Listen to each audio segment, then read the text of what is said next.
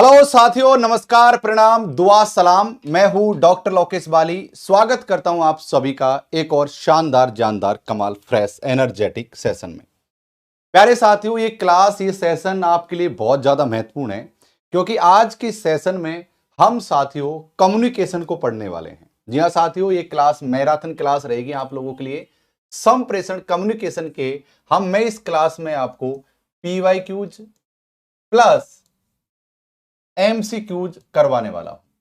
इन दोनों टॉपिक्स को यहां पर कवर करेंगे। जैसा कि आप सभी को पता है, आपके एग्जाम में ज्यादा समय नहीं रहा है, थोड़े दिन पहले ही इन चीजों का आपको पता लग चुका है। तो पीवाईक्यूज और एमवाईक्यूज हम इस सेशन में हम करने वाले हैं। एमसीक्यूज माफ करना। इन सभी टॉपिक्स को आज की क्लास में हम कवर करेंगे। तो फटाफट से आप क्लास को लाइक कर दीजिए एंड शेयर कर दीजिए। प्रत्येक क्लास में मैं आप सभी को प्रत्येक क्वेश्चन में 30 सेकंड का समय देने वाला हूं, यानी कि घड़ी चलती रहेगी टिक टिक टिक टिक टिक, और 30 सेकंड का समय मैं आपको देने वाला हूं। तो कैसी होंगी क्लासेज? सबसे पहले सिलेबस से दोस्ती करवाता हूं। आपको तो पता ही है कि सबसे पहले आप सिलेबस से दोस्ती कर लीजिए। आपने सिलेबस से दोस्ती कर ली है, अब हम आगे बढ़ते हैं और किस प्रकार से क्लास को हम करेंगे ये मैं आपके सामने समझा देता हूं। देखो, मैं जैसा कि मैंने आपको बताया कि ये क्लास यूट्यूब के साथ साथ अनअकैडमी पर भी हमारी क्लासेज होती हैं। अनअकैडमी पर आप सभी के लिए मैं रोज 10 बजे, सुबह के रोज 10 बजे आपको मैं पेपर 1 पढ़ाता हूं। वहां पर आप पहली क्लास देखने के लिए आपको लॉकेश 11 ये कोड लगाना पड़ेगा। इससे आपकी तमाम क्लास है जो आपके लिए अनलॉक हो जाएंगी।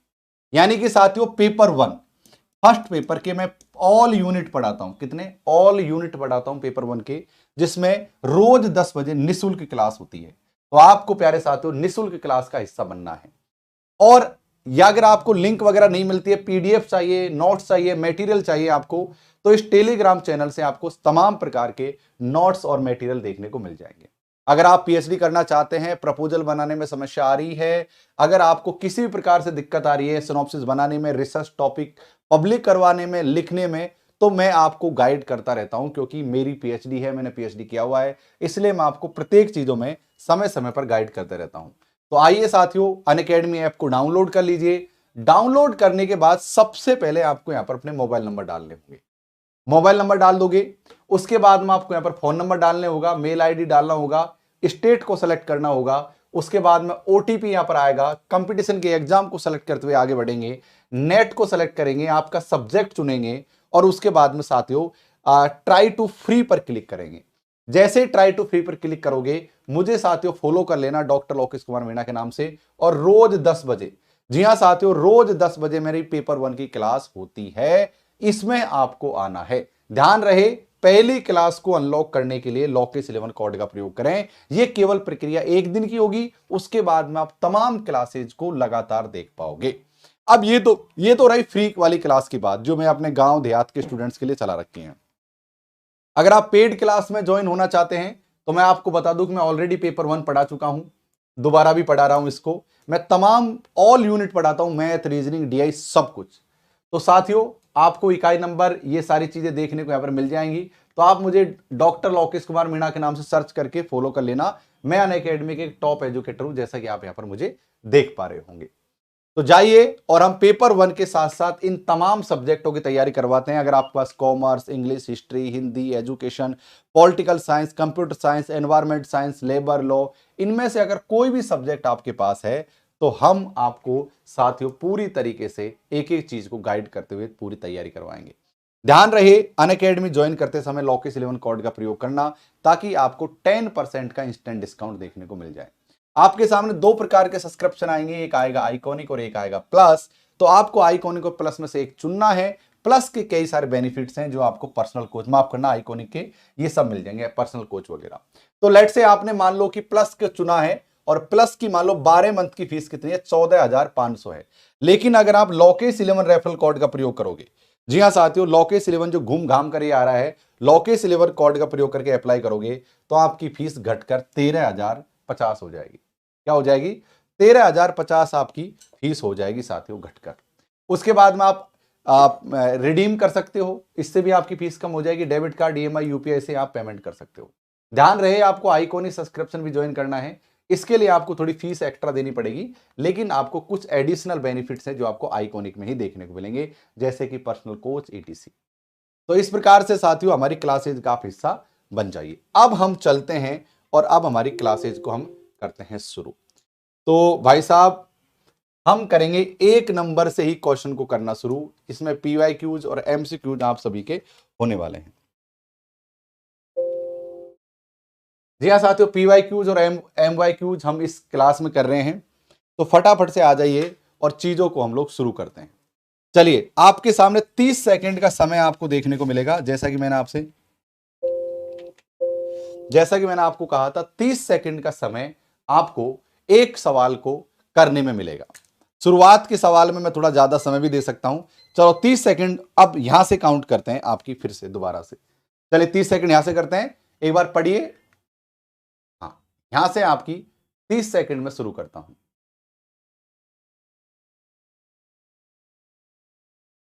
हाँ, यहां से आपकी 30 सेकंड शुरू हो गई हैं। अब आप इन सवालों का जवाब देना शुरू करो।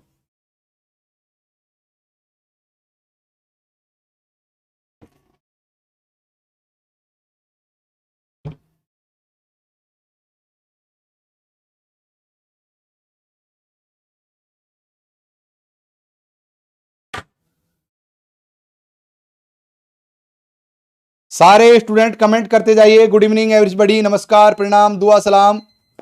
30 सेकंड आपके पूरे हुए और उम्मीद है कि आप लोगों ने इस सवाल को जवाब इस सवाल का दे दिया होगा। संचार पढ़ रहे हैं साथियों। निम्नलिखित में से कौन प्रभावी संप्रेषण में बाधक तत्व है? देखो, सबसे पहले संप्रेषण किसे कहते हैं इस चीज को समझो।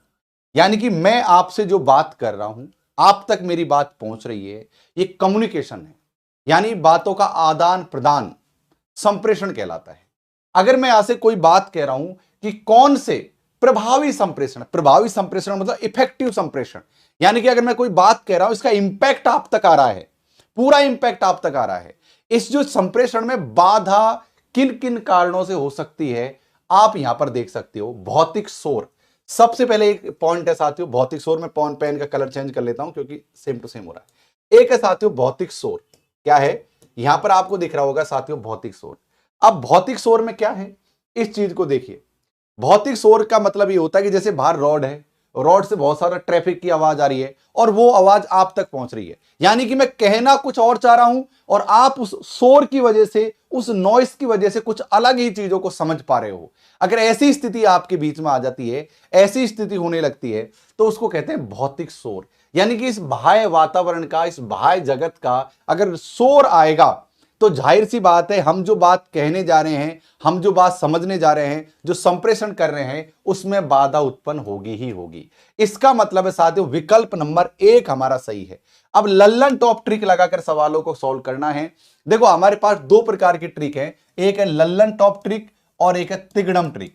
आपको इस MCQ में मैं लल्लन टॉप और तिगड़म दोनों के उदाहरण के आदम से समझाने वाला हूं, तो बस बने रहिए। लल्लन टॉप ट्रिक में सीधी बात यह है कि अगर आपने सवाल की पूंछ पकड़ ली, यानी एक चीज आपको हाथ लग गई, तो आप चुटकियों में सवाल को सॉल्व कर दोगे। तिगड़म ट्रिक का मतलब है कि मान लो कि आपको सवाल आता ही नहीं है, जीवन में कभी आपने वो सवाल पढ़ा ही नहीं है, तब भी हम उस ट्रिक के माध्यम से सवालों को सॉल्व कर देंगे। तो ये है लल्लन टॉप और तिगड़म ट्रिक। धीरे धीरे बने रहिए, हम एक एक चीज को सीखते जाएंगे। लल्लन टॉप कहता है कि भौतिक शोर हमारा सही है यहां पर, तो हमको क्या करना है कि जिस ऑप्शन में प्यारे साथियों एक नहीं है, उसको हम यहां पर काट देंगे। हम जहां पर एक नहीं है उसको हम काट देंगे। एक है शब्दार्थ संबंधी शोर। शब्दार्थ संबंधी शोर का मतलब होता है कि मान लो कि मैंने कुछ कहा और आपने उसको कुछ समझ लिया, जैसे चल चल यहां से, चलो यहां से, जैसे कोई भी शब्द है इस प्रकार से जो शब्दों का जो उच्चारण है, उसका अर्थ अगर अलग आपने अलग समझ लिया, तो साथियों ये भी प्रभावी संप्रेषण में बाधा का काम करते हैं। यानी कि विकल्प नंबर 1 और विकल्प नंबर 2 हमारे यहां पर सही है। अब ध्यान से दीजिए, एक ही बात समझिए कि यहां पर जिसमें विकल्प नंबर 2 नहीं है, उसको हमने काट दिया है। अब या तो आंसर हमारा 1 सही या आंसर हमारा B सही। अब आ जाइए आगे, मनोवैज्ञानिक शोर। अब मनोवैज्ञानिक शोर का मतलब क्या होता है, इस चीज को समझो कि मान लो आपके मन में बहुत बड़ी उधेड़ बुन चल रही है, आपके मन में क्या चल रही है? बहुत ही ज्यादा उधेड़ बुन चल रही है। आप मान लो रो रहे हो। जब आदमी रोता है, जब आदमी हंसता है, तो जो कहना जो चाहता है, जिस बात को कहना चाहता है, उस बात को सही ढंग से कह नहीं पाता। ध्यान से सुनो कि अगर कोई आदमी रो रहा है, हंस रहा है, बहुत ज्यादा खुशी में, बहुत ज्यादा दुख में, जो व्यक्ति कुछ बात को कहना चाहता है, उस बात को सही तरीके से कह नहीं पाता। तो यह भी एक प्रकार की बाधा है प्यारे साथियों, जो प्रभावी संप्रेषण में नुकसान करती है। तो तीसरा नंबर भी हमारा यहां पर बिल्कुल सही आंसर है। तो 1 2 3 हमारा यहां पर सही आंसर ये है। इसके आधार पर साथियों, ये यहां पर 3 नहीं है तो ये हमारा कट जाएगा। तो अब हमारा सही आंसर ये है, सब बाधक का काम करेगा हमारा 3। 1 2 और 3 शब्द हमारा बाधा का काम इस समय कर रहा है। देख पा रहे हैं आप? 1 2 और 3 शब्द हमारा बाधा का काम कर रहा है। चलिए अगले क्वेश्चन की तरफ हम रुक करते हैं। एवरीबॉडी आ जाइए फटाफट से। हाँ, बातचीत करना, वेरी गुड। एक बार मैं आवाज भी देख लेता हूं। आ जाइए फटाफट से। आवाज बहुत प्यारी आ रही है। आवाज हमारी बहुत प्यारी है, क्योंकि मैंने वो वायर वाले जो माइक थे ना, वो हटा दिए हैं। वायर वाले माइक हटा दिए और ये वायरलेस माइक का यूज कर रहा हूं। इससे क्या है कि मुझे इधर उधर घूमने में, टहलने में भी कोई समस्या नहीं होगी। तो ये इसका सबसे बड़ा बेनिफिट हमको देखने को मिलेगा। चलिए क्वेश्चन नंबर 2 कीजिए, और बिल्कुल कीजिए। एक बार थोड़ी सी मैं सेटिंग देख लेता हूं। आपको थोड़ा ब्लैंक दिखाई देगा, पर मैं थोड़ी सी कुछ चीजें देखना चाह रहा हूं कि क्या वो चीजें प्रॉपर चल रही है क्या। हाँ भाई साहब, बिल्कुल प्रॉपर चल रही है।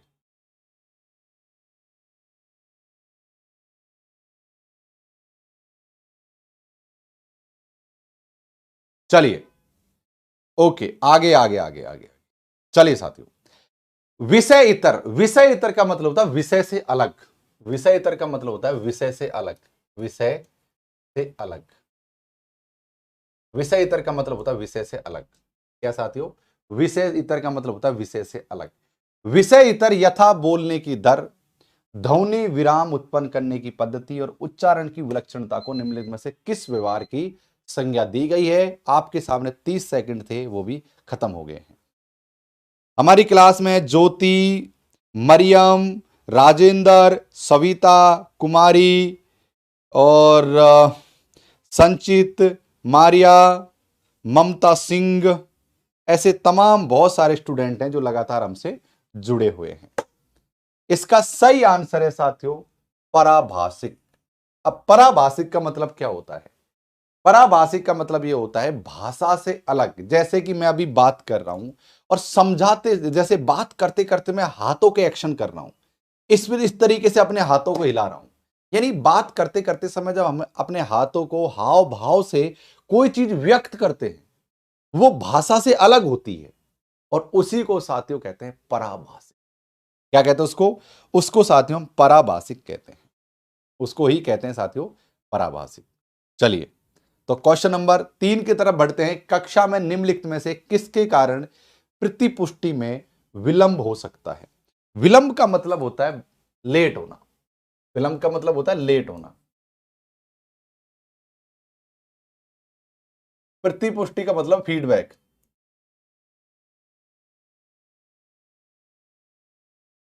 प्रतिपुष्टि का मतलब होता है फीडबैक, और विलंब का मतलब होता है लेट होना।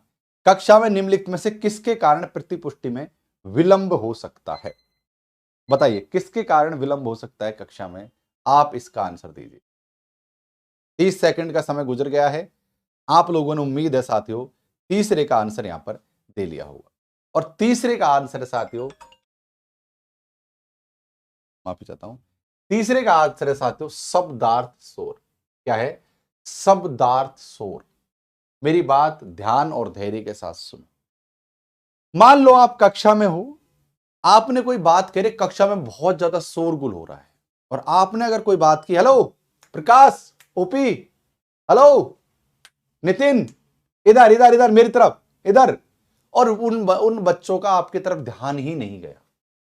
उन्होंने उसकी पुष्टि ही नहीं की कि कोई हमको उच्चारित करके बुला भी रहा है। ऐसी स्थिति तब होती है जब बहुत सारे शब्दों का शोर चल रहा, वह कोई क्या कह रहा है, कोई क्या कह रहा है, कोई क्या कह रहा है। ऐसी स्थिति में चीजों को हम समझने में विलंब कर देते हैं, उनको कहते हैं शब्दार्थ शोर। अगर आपको कुछ चीजें समझ ना लगे तो प्यारे साथियों आप इंग्लिश के टर्म भी यहां पर देख सकते हो। अगर आपको किसी प्रकार की कोई समस्या है, कोई सवाल समझ में ना लगे, सर इस टाइम क्लास आपका डेली होगा क्या? हाँ बिल्कुल डेली करेंगे, आप लोग चिंता ना करें। ओके चलिए क्वेश्चन नंबर 4, सादृश्य संप्रेषण में से विषय वस्तु को माना जाता है। सादृश्य संप्रेषण में से विषय वस्तु को माना जाता है। क्या माना जाता है? सादृश्य संप्रेषण। सादृश्य का मतलब होता है जिसमें देखकर संप्रेषण किया जा सके। जैसे मेरे हाथ में बॉटल है, ये मेरे हाथ में बॉटल है, इस बॉटल को देखकर मैं इसकी व्याख्या कर रहा हूं। ये बॉटल अनअकैडमी के द्वारा दी गई है, इसका कलर ब्लैक है, इसमें 1/2 लीटर पानी आता है, इसकी मेटल की बनी हुई है। यानी एक प्रकार से मैं इसको देखने के साथ साथ इसकी व्याख्या कर रहा हूं। एक प्रकार से ये के साथियों सादृश्य संप्रेषण, जिसमें देखा भी जाए और उसके साथ बात की जाए। तो ऐसे संप्रेषण में विषय वस्तु को क्या माना जाएगा? आप मुझे बताइए।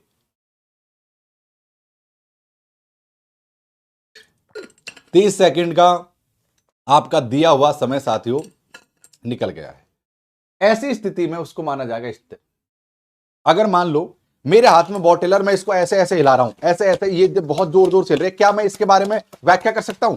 इसके बारे में व्याख्या मैं नहीं कर सकता हूं, क्योंकि जब तक ये स्थिर नहीं रहेगी तब तक मैं इसके बारे में कोई भी बात नहीं कर सकता। इसलिए जब सादृश्य संप्रेषण जब हम करते हैं, देखकर अगर हम कोई बात कहते हैं, देखकर हम कोई संदेश को आगे प्रेषित करते हैं, तो उसका स्थिर होना अति आवश्यक है। अगर वो स्थिर नहीं है तो हम उसके बारे में बात नहीं कर सकते। तो प्यारे साथियों इसमें सादृश्य संप्रेषण में जो विषय वस्तु है वो चीज का स्तर होना माना गया है। आगे बढ़ते हैं। समझ लग रही है ना बात आपको? अब ये देखिए साथियों, आपको ऐसे क्वेश्चन आपके सामने बहुत ज्यादा पूछे जाते हैं इस प्रकार के। ये 2019 की एनटीए के एग्जाम में आया है, एक बार ध्यान से देखिए आप। पढ़िए पढ़िए पढ़िए पढ़िए, एक चीज को पढ़िए इस प्रकार। ये 2019 की एनटीए के एग्जाम में आया है, एक बार ध्यान से। हाँ, subject matter should be stable. बिल्कुल राजेंद्र, आप बिल्कुल सही कह रहे हो।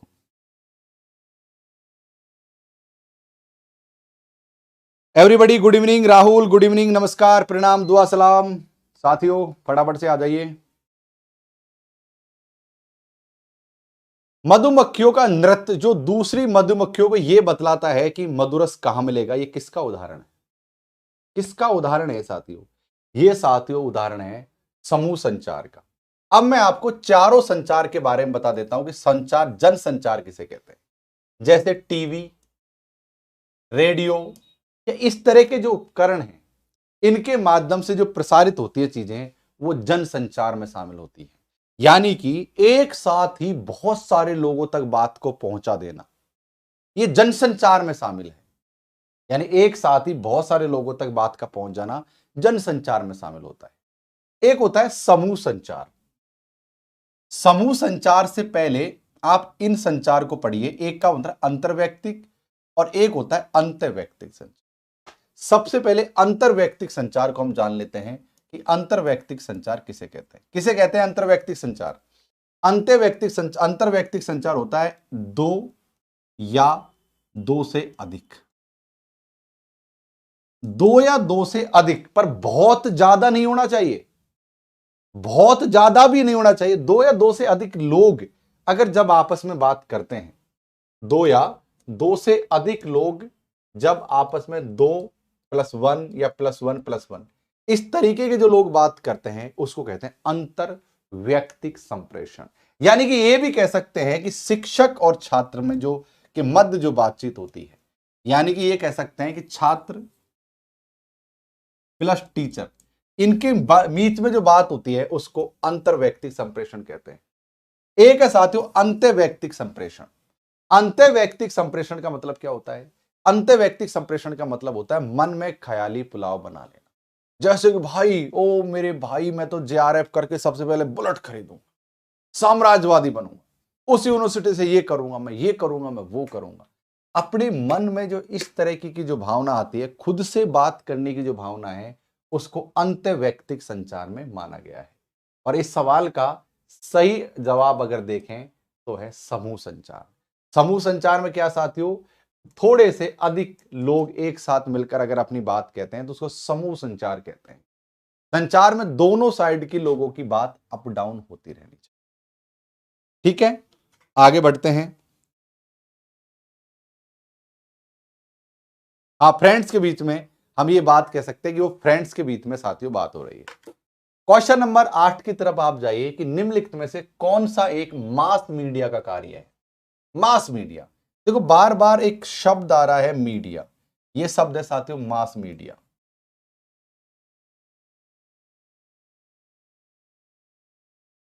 मास मीडिया, मास मीडिया क्या है, चलिए बताइए, आंसर करने की कोशिश कीजिए।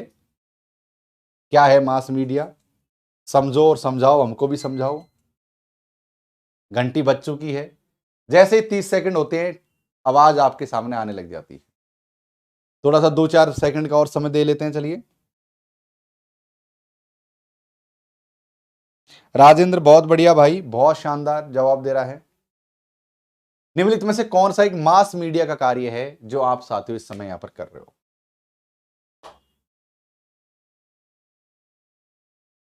चलिए,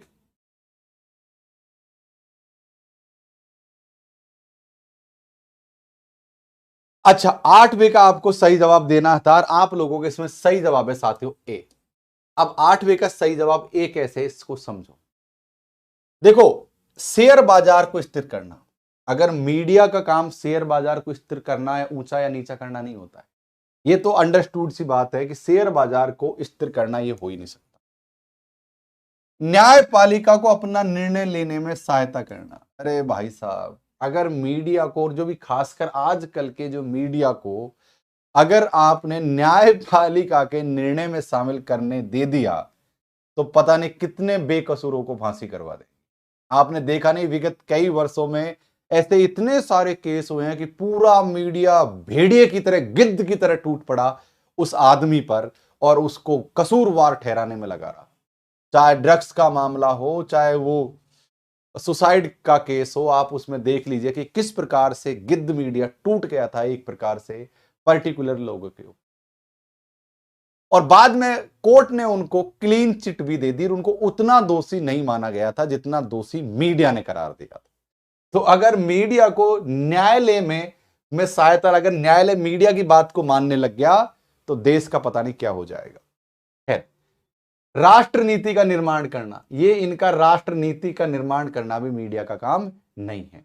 ये हमारी जो न्याय, ये जो हमारी जो तीनों बॉडी हैं, संसद का काम है। जबकि ये कह सकते हैं पूरी तरीके से, मैं इस चीज में भी सहमत नहीं हूं पूरी तरीके से, लेकिन इन क्वेश्चनों को अगर हटा दिया जाए तो ये ही इसका सही आंसर बचेगा। वैसे मैं पूरी तरीके से इस चीज के लिए सहमत, संस्कृति के प्रसारण को लेकर भी पूरी तरीके से सहमत मैं नहीं हूं। चलिए, अच्छा ये सवाल है जो 2019 में पूछे गए हैं लगातार। एक क्लासरूम की दशा में एक शिक्षक किसी समस्या के हल तक पहुंचने में समूह चर्चा का आयोजन करता है। प्रयुक्त संचार के प्रतिमान की दृष्टि से इसे क्या कहा जाएगा। देखो, मैं देख पा रहा हूं कि बहुत से स्टूडेंट आंसर नहीं कर रहे हैं, केवल सुन रहे हैं बुत बनकर। देखो यार, कम से कम इतनी तो मेहनत कर लो, इतनी तो कर लो कि कम से कम गलत ही सही लेकिन जवाब तो दो। भाई गलत करोगे तभी तो सही तक पहुंचोगे। अगर आपने जवाब ही नहीं दिया, अगर आपने जवाब देना ही बंद कर दिया तो कैसे पार पड़ेगी। क्या गलत दो या सही दो, लेकिन आपको जवाब देना है, इस बात का आपको बात समझ लगी आपको। इसलिए चाहे कुछ भी हो जाए, आपको उस सवाल का जवाब देना है। बिल्कुल ऐसा नहीं कि आप बिल्कुल बुत बनकर बैठे हो, आपको इस तरह से बुत बनकर नहीं बैठना। इसलिए चाहे कुछ, सवाल नंबर 9 जिसके आंसर की मैं तलाश कर रहा हूं, इसका आंसर है साथियों क्रियान्वितकारी प्रतिमान। क्या साथियों, क्रियान्वितकारी प्रतिमान इसको कहते हैं। देखो, किसी चीज को, किसी भी स्थिति में, किसी एक क्लासरूम की स्थिति में एक शिक्षक की समस्या के हल तक पहुंचने में समूह चर्चा का आयोजन करता है। समूह चर्चा का मतलब होता है कई सारे लोग मिलकर किसी चीज पर चर्चा करते हैं, तो उससे क्या है कि वो चर्चा करके उसी चीज को अप्लाई करते हैं, किसी चीज को इंप्लीमेंटेशन करते हैं। यही इसका सही आंसर होगा। अरे भाई साहब, मीडिया का बहुत सवाल आ रहे हैं यार। आज का मीडिया समाज का समीकरण मुख्यतः क्या है? मीडिया के बहुत सारे सवाल आ रहे हैं भाई। बहुत सारे सवाल आ रहे हैं मीडिया के यार,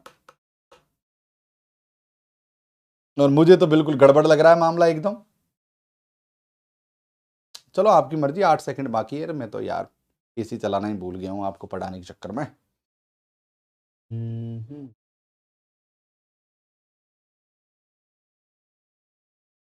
साथियों, घड़ी बड़ी चल पड़ी हैं और आप उन्होंने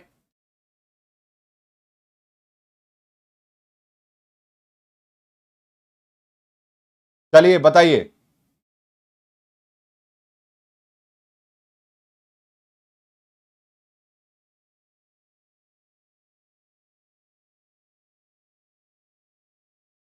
हाँ, मैं सोच रहा था एसी की नॉइस से कैच करेगा, लेकिन एसी की नॉइस को बिल्कुल भी कैच नहीं कर रहा है माइक। आज का मीडिया समाज समीकरण मुख्यतः क्या है? सवाल में देखा जाए तो आंसर है उपभोक्ता सचेतक। लेकिन आपको पता है कि जिस प्रकार के मीडिया में ऐड चलते हैं, जिस प्रकार की फेक न्यूज चलाई जाती हैं, भाई पूछो मत क्या चल रहा है आजकल। रहस्यमयी हमारा मीडिया वही मीडिया है। याद है आपको, बहुत दिन पहले ऐसी खबर चला करती थी कि 2010 में पूरी दुनिया खत्म हो जाएगी, ऐसी फेक न्यूज चला करती थी। एलियन आते हैं हमारे यहां पर और किसी जानवर का दूध पीकर जाते हैं। वो यहीं चली थी खबर, यही मीडिया में चली थी। इतने साल में जाकर पूरी दुनिया में पानी ही पानी हो जाएगा, ये खबर चला करती थी यहां। भूत जिंदो। हाँ, तो पूरी तरीके से प्यारे साथियों इसको रहस्यमय कह सकते हैं, नैतिक रूप से विमर्श। आपको क्या लगता है, क्या आज का मीडिया नैतिक रूप से विवश है?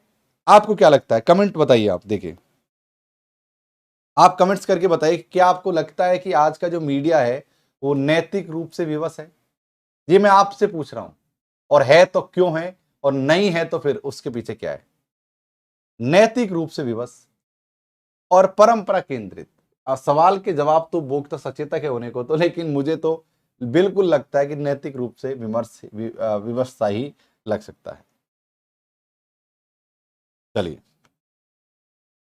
संप्रेषण के संज्ञानात्मक क्षेत्र में निम्नलिखित में से किससे संबंधित मामले शामिल हैं? आपको यहां पर एक ही चीज का जवाब देना है। संवेग, ज्ञान, भ्रांति, पलायनवाद।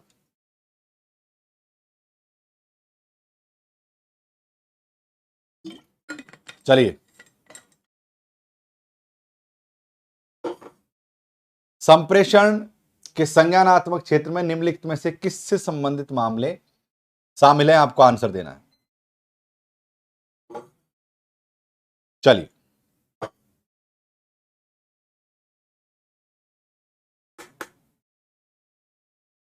11वें का सही आंसर है साथियों बी। संवेग का मतलब होता है भावना, ज्ञान का मतलब होता है बोध, भ्रांति का मतलब आप जानते हो, पलायनवाद का मतलब होता है किसी एक स्थान से दूसरे स्थान पर, या किसी पर्टिकुलर एक चीज से दूसरी चीज की तरफ रुख करना, हार कर, वो पलायनवाद कहलाता है। जैसे कोई छात्र मान लो नेट की तैयारी कर रहा है, और यार हाँ, नेट की तैयारी करते हुए उसको ऐसा लग रहा है कि भाई मुझे अब नेट की तैयारी नहीं करनी है, मुझसे नेट पास नहीं हो रहा है, अब तो मुझे दिल्ली पुलिस की तैयारी करनी है। तो बड़ी चीज से छोटी चीज पर जंप करना वो पलायन कहते हैं। जैसे गांव से शहरों की तरफ आना, ये भी साथियों पलायन का एक मोड है। तो सही आंसर है इसका ज्ञान। चलिए, एक क्वेश्चन है कि किसी कक्षा में विद्यार्थियों को प्रभावशाली श्रोता होना चाहिए। श्रोता का मतलब होता है सुनने वाला। श्रोता का मतलब क्या होता है साथियों? सुनने वाला। यानी कि प्रभावशाली श्रोता होना चाहिए। उसको ध्यान में कौन कौन सी चीजों को ध्यान में रखना पड़ेगा, ऐसी कौन कौन सी चीजें हैं कि वो ध्यान में रखकर प्यारे साथियों वो अच्छा श्रोता बन सकता है। एक एक चीज को ध्यान से समझो। लल्लन टॉप ट्रिक है साथियों, वो मल्टी ऑप्शन क्वेश्चंस में ही लगता है, MOQ में ही लगता है, मल्टी ऑप्शन क्वेश्चंस में ही लल्लन टॉप ट्रिक का प्रयोग किया जाता है। ध्यान रहे।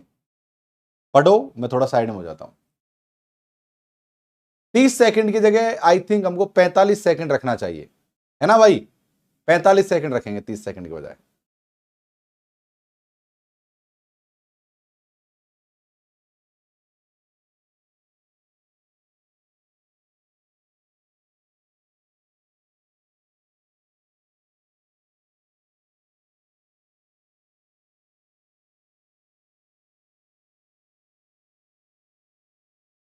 किसी कक्षा में प्रभावी श्रोता होने के लिए, जैसे कि आपको ये मैं क्लासरूम में खड़ा हूं, आप मेरे सामने खड़े हो और आपको चीजों को ठीक ढंग से सुनना है, ठीक है? आप अच्छे श्रोता हो, क्लास को पढ़ना चाहते हो, पकड़ना चाहते हो, तो क्या आपको अध्यापक की शकल का ध्यान रखना चाहिए? बताओ। क्या आपकी, जैसे कि मान लो किसी अध्यापक की शकल अच्छी नहीं है दिखने में, तो क्या उसकी बात पर आप ध्यान नहीं दे सकते?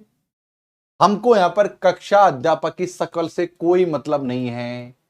तो इसका मतलब यह है कि जिस ऑप्शन में एक है उसको काट दो, यानी कि ऑप्शन नंबर ए और ऑप्शन नंबर सी हमने डायरेक्ट काट दिए लल्लन टॉप की कृपा से। अब यहां पर प्यारे साथियों क्या है, समान अंकों का देखो। यहां पर आपको बेटा 3 दिखाई दे रहा है, बोलो गुरुदेव 3 दिखाई दे रहा है। यहां पर आपको 3 दिखाई दे रहा है, बोलो गुरुदेव 3 दिखाई दे रहा है। इसका मतलब बिना पढ़े ही 3 पर राइट टिक कर दो। कर दिया। आपको प्यारे साथियों यहां पर 4 दिखाई दे रहा है, बोलिए 4 दिखाई दे रहा है। आपको यहां पर भी 4 दिखाई दे रहा है, बिल्कुल दिखाई दे रहा है। तो बिना पढ़े ही हमको 4 पर यहां पर क्लिक कर, यानी कि हमारा 3 और 4 हमारा सही है, जबकि हमने बिल्कुल भी दिमाग इसमें नहीं लगाया। अब हमारे पास ऑप्शन बच गया 2। इसको देखते हैं साथियों का। एक बात बताओ कि कक्षा में जब आप ध्यान से सुन रहे हो कोई चीजों को, तो क्या आप अपने साथियों पर ध्यान रखोगे? साथियों से कोई मतलब है आपका? मेरे ख्याल से साथियों से आपका कोई मतलब नहीं है, और यह भी हमारा गलत आंसर। इसलिए केवल आंसर हमारा डी यहां पर करेक्ट आंसर होने वाला। क्या साथियों? डी हमारा बिल्कुल करेक्ट आंसर। सर लिखा हुआ क्लियर नहीं दिख रहा। एक काम कर सकते हो भाई साहब, आप अपनी सेटिंग में जाके रेजोल्यूशन को बढ़ा लीजिए। हाँ, आप ऐसा करो कि अपने जो जहां से क्लास देख रहे हो ना, उसके 3 डॉट पर आपका जो क्वालिटी है वीडियो की, उसको आप बढ़ा सकते हो। चलिए। क्योंकि अन्य लोगों के साथ सर्वाधिक अन्योक्ति, एक शब्द है अन्योक्ति, अन्योन क्रिया, अन्योक्ति क्रिया अति सतही। सतही का मतलब होता है, सतह का मतलब होता है निम्न रूप से, स्तरीय रूप से, निम्न स्तर के रूप से। सतही का मतलब बिल्कुल लो। अति यानी बहुत, अति सतही पर होती है, तो इसे अच्छा अच्छी करना कठिन है, मतलब बीच में आपको खालिस्तान को यहां पर भरना है। चलिए, कैसे भरोगे ये आप जानो, लेकिन भरो बस आप। अब कैसे भरोगे मुझे पता नहीं।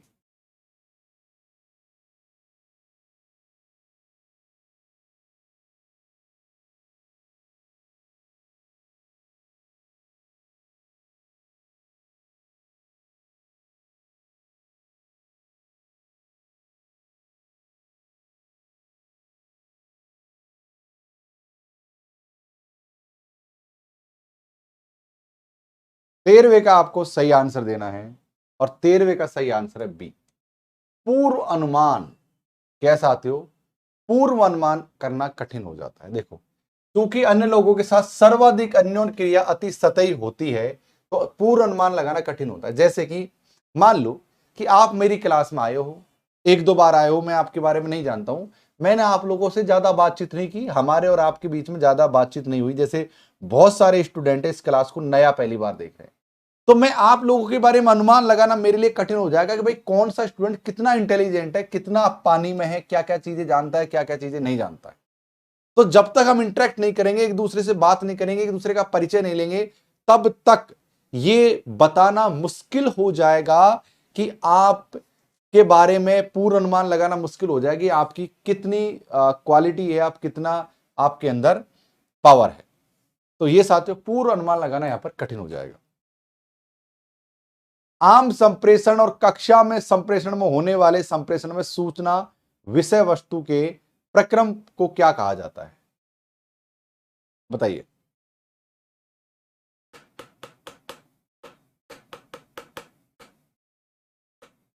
बताइए प्यारे साथियों।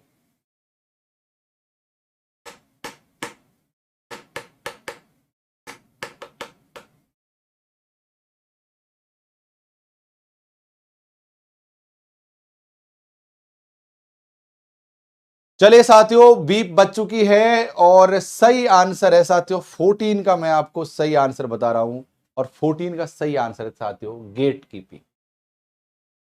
एक दायरा होता है, गेट कीपिंग का मतलब होता है एक दायरा, कि जैसे कि मैं अभी आपको इस क्लास में क्लास ले रहा हूं, एक पर्टिकुलर संस्था से जुड़ा हुआ हूं, इस संस्था की अपने कुछ नियम कानून हैं, उस नियम कानून का एक दायरा मेरे आगे है कि जब भी मैं बात करूंगा, कुछ भी कहूंगा, तो वो नियम कानून मुझे आड़े आ रहे हैं और मैं अपनी बातों को उसी के अनुसार कहूंगा। इसे कहते हैं गेट कीपिंग। मान लो आपको कोई स्टूडेंट रास्ते में मिल गया, तो आपने उसे कुछ भी कह दिया कि भाई कहां जा रहा है, कैसे घूम रहा है, यहां पर है, क्या कर रहा है, घर की बात पूछ ली, घर गृहस्थी कोई बात पूछ ली, XYZ हो गया। लेकिन जब आप क्लास में मिलोगे तो क्लास में एक औपचारिक लैंग्वेज का उपयोग करना पड़ेगा और उसी तरीके से हमको उससे बात करनी पड़ेगी। यानी कि हमारी बात में, व्यवहार में, कम्युनिकेशन, संप्रेषण में एक फिल्टर का काम करने लग गया। ये गेट कीपिंग का मतलब फिल्टर यहां पर स्थापित हो गया है। इस प्रकार से प्यारे साथियों हम इनको लेकर आगे। तो ये थी साथियों आज की क्लास आप सभी के लिए। अगली क्लास में फिर मिलना, तब तक स्वस्थ रहिए, मस्त रहिए। जय हिंद, जय भारत कहते रहिए।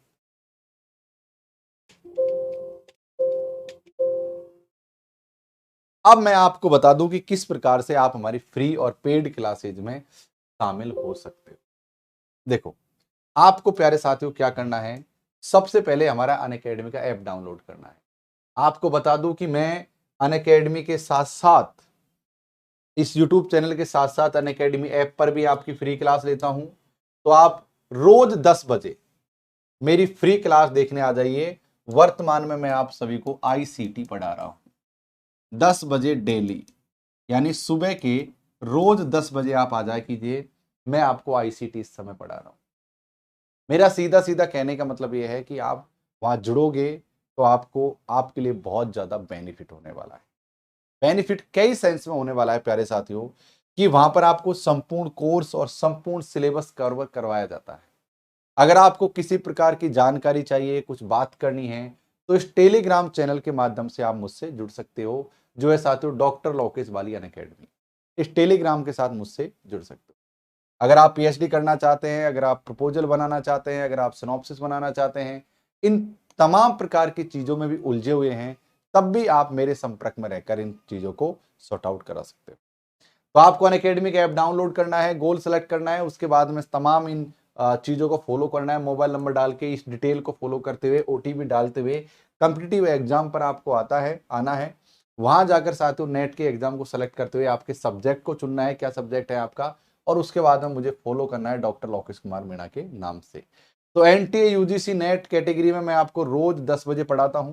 आपको रोज 10 बजे प्यारे साथियों शामिल होना हुआ है और लोकेश 11 रेफरल कोड आपको पहली बार क्लास ज्वाइन करते समय यूज करना है। मैं आपको बता दूं कि मैं पेपर 1 के 10 यूनिट पढ़ाता हूं और हिंदी साहित्य पढ़ाता हूं। अगर आप ढंग से मुझसे पढ़ना चाहते हो, बिल्कुल पूजा में एक अटेम्प्ट में JRF कर सकते हैं और करेंगे, मैंने खुद ने किया है। तो मैं आपको 10 के 10 यूनिट पढ़ा रखे हैं मैंने, जाकर इनको देखो, रिवीजन करो फटाफट से और आ जाइए अनअकैडमी प्लस पर। आपको ज्वाइन करते समय लोकेश 11 कोड का प्रयोग करना है। ये कोड लगाने से आपको 10% का इंस्टेंट डिस्काउंट मिल जाएगा और प्यारे साथियों आप मेरे साथ जुड़ पाओगे। प्लस ये आइकॉनिक 2 प्रकार के हमारे पास सब्सक्रिप्शन है, आप दोनों सब्सक्रिप्शन में जुड़ सकते हो। आइकॉनिक सब्सक्रिप्शन के कुछ अपने बेनिफिट्स हैं, जिसमें पर्सनल कोच और एक्स्ट्रा मटेरियल वगैरह आपको यहाँ पर देखने को मिल जाएगा। तो प्यारे साथियों, जैसे कि आप सभी को पता है 12 महीने की फीस मान लो आपकी 14,000 कितनी है, 500 है। और लॉकेस 11 रेफरल कोड आपने लगाया, देखो ये आ रहा है, ये आ गया, घूम घाम के आ गया, लॉकेस 11 कोड आपने अगर यहां पर लगाया तो आपकी फीस घटकर हो जाएगी 13,050। 13,050 होने के बाद में आपको रिडीम पर क्लिक करना है तो फीस आपकी घटकर हो जाएगी 13,050 से लगभग 12,500 के आसपास, थोड़ी ऊपर नीचे हो सकती है। उसके बाद में debit card, EMI, UPI wallet और नेट बैंकिंग से आप पेमेंट कर सकते हो। ये इसके कई सारे बेनिफिट्स आपको यहां पर देखने को मिल जाएंगे। उसी प्रकार से आप हमारे आइकॉनिक सब्सक्रिप्शन पर जा सकते हो, सेम मेथड का उपयोग करते हुए उसमें कुछ एडिशनल बेनिफिट्स आपको देखने को मिल जाएंगे। तो ये रहा साथियों हमारा पूरा लेखा जोखा जो हम इस क्लास के माध्यम से आप लोगों के सामने लेकर आए हैं। डेली 10 बजे आप अनअकैडमी क्लास में जुड़ना मत भूला करो। अब आते हैं बड़े भाइयों अपने सेशन की तरफ, अब आते हैं अपने टॉपिक के, जो हमने पहले भी पढ़ा था और उसको हम कंटिन्यू कर रहे हैं। 30 सेकंड का समय दिया जाएगा, जैसा कि मैंने आपको पहले ही बताया था। आपको प्यारे साथियों 30 सेकंड का समय मिलने वाला। क्वेश्चन नंबर 15 पर मैं आपकी सबसे पहले नजर दौड़वाना चाहूंगा। क्वेश्चन नंबर 15 को पढ़िए, जानिए, समझिए और लल्लन टॉप ट्रिक को याद करते हुए आंसर दिए। मैं आपको बता दूं कि प्रत्येक सवाल का जवाब आपको लल्लन टॉप और तिगड़म के माध्यम से देखने को मिलेगा, क्योंकि दोनों ही ट्रिक बहुत महत्वपूर्ण है, आपको सीखना बहुत जरूरी है, चाहे वो लल्लन टॉप ट्रिक हो चाहे वो तिगड़म ट्रिक हो, क्योंकि ये ट्रिक दोनों आपके लिए बहुत ज्यादा महत्वपूर्ण है।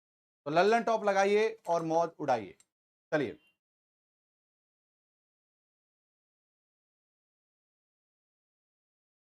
एक बार क्लास में कौन कौन आ गए हैं, सब लोग हाजिरी लगाओ देखे दरबार में।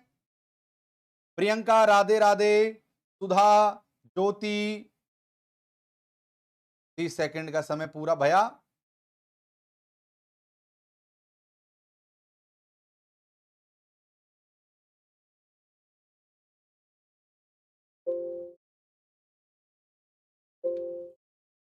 चलिए साथियों, शुरुआत करते हैं आज की शानदार जानदार धमाकेदार सेशन की। क्वेश्चन नंबर 15 आपके सामने। प्रतिरोध के साथ कोई संस्कृतिकरण घटित नहीं हो सकता।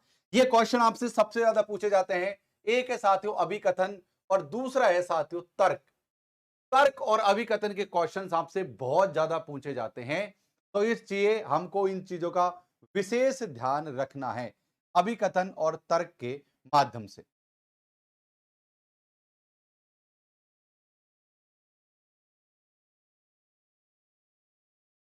चलिए साथियों आ जाइए फटाफट से। क्लास अब बफर नहीं कर रही होगी, पहले कर रही थी बट अब नहीं कर रही होगी। क्वेश्चन नंबर 30 सेकंड बचेंगे, प्रत्येक व्यक्ति को आंसर करना है, प्रत्येक को, चाहे आपसे आंसर आए या आपको आंसर ना आए, प्रत्येक को आपको आंसर का देना है, ताकि एक बार जब अभ्यास करोगे आप तभी तो पता लगेगा आप कितने पानी में हो, कितनी चीजों को गलत कर रहे हो, कितना चीजों को सही कर रहे हो। इसलिए प्रत्येक व्यक्ति को हमारा सवाल का जवाब देना होगा, तभी जाकर हम इस चीज को समझ पाएंगे, तभी जाकर जान पाएंगे कि किस प्रकार से आप कर रहे हो। हिंदी और इंग्लिश दोनों में आपके सामने सवाल है। मैं थोड़ा सा साइड हट जाता हूं और फिर हम इसका आंसर दें।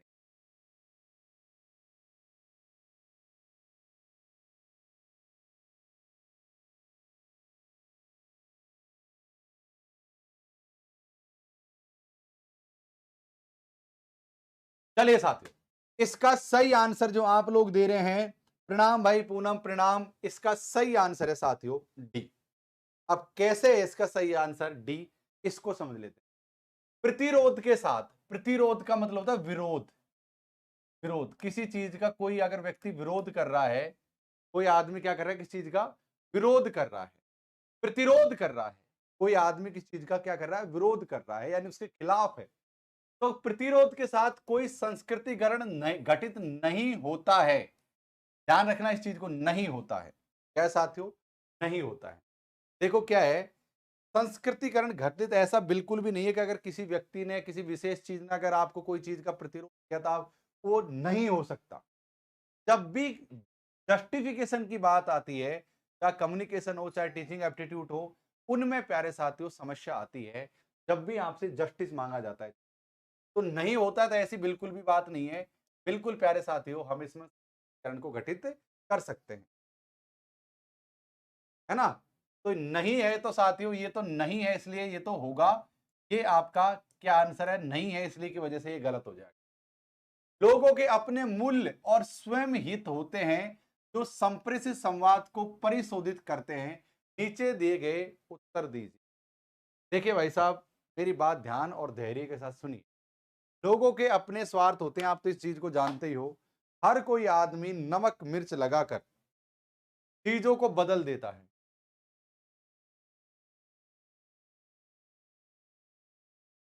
ना।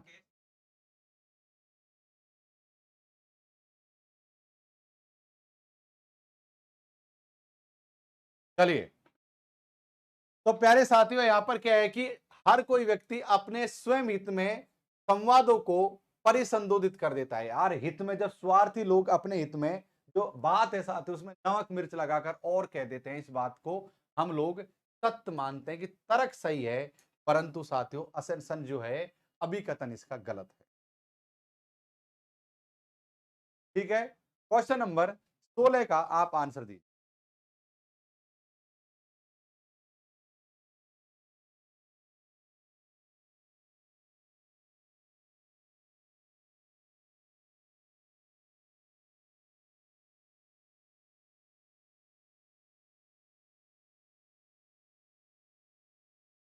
ध्यान से, ध्यान से।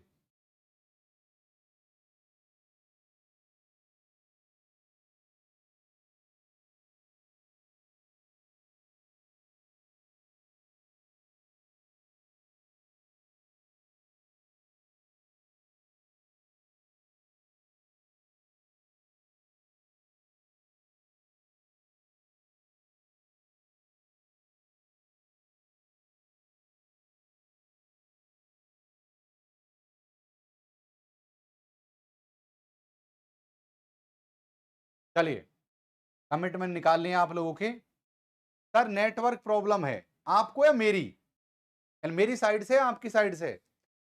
कक्षा शिक्षण के संदर्भ में मुस्कान या भ्रुकुटी तनाव का उपयोग जब अवाचिक संकेत के रूप में किया जाता है तो इसमें निम्नलिखित में से कौन सा मूलभूत कार्य संपन्न हो? देखो, संप्रेषण दो प्रकार के होते हैं, वाचिक और अवाचिक।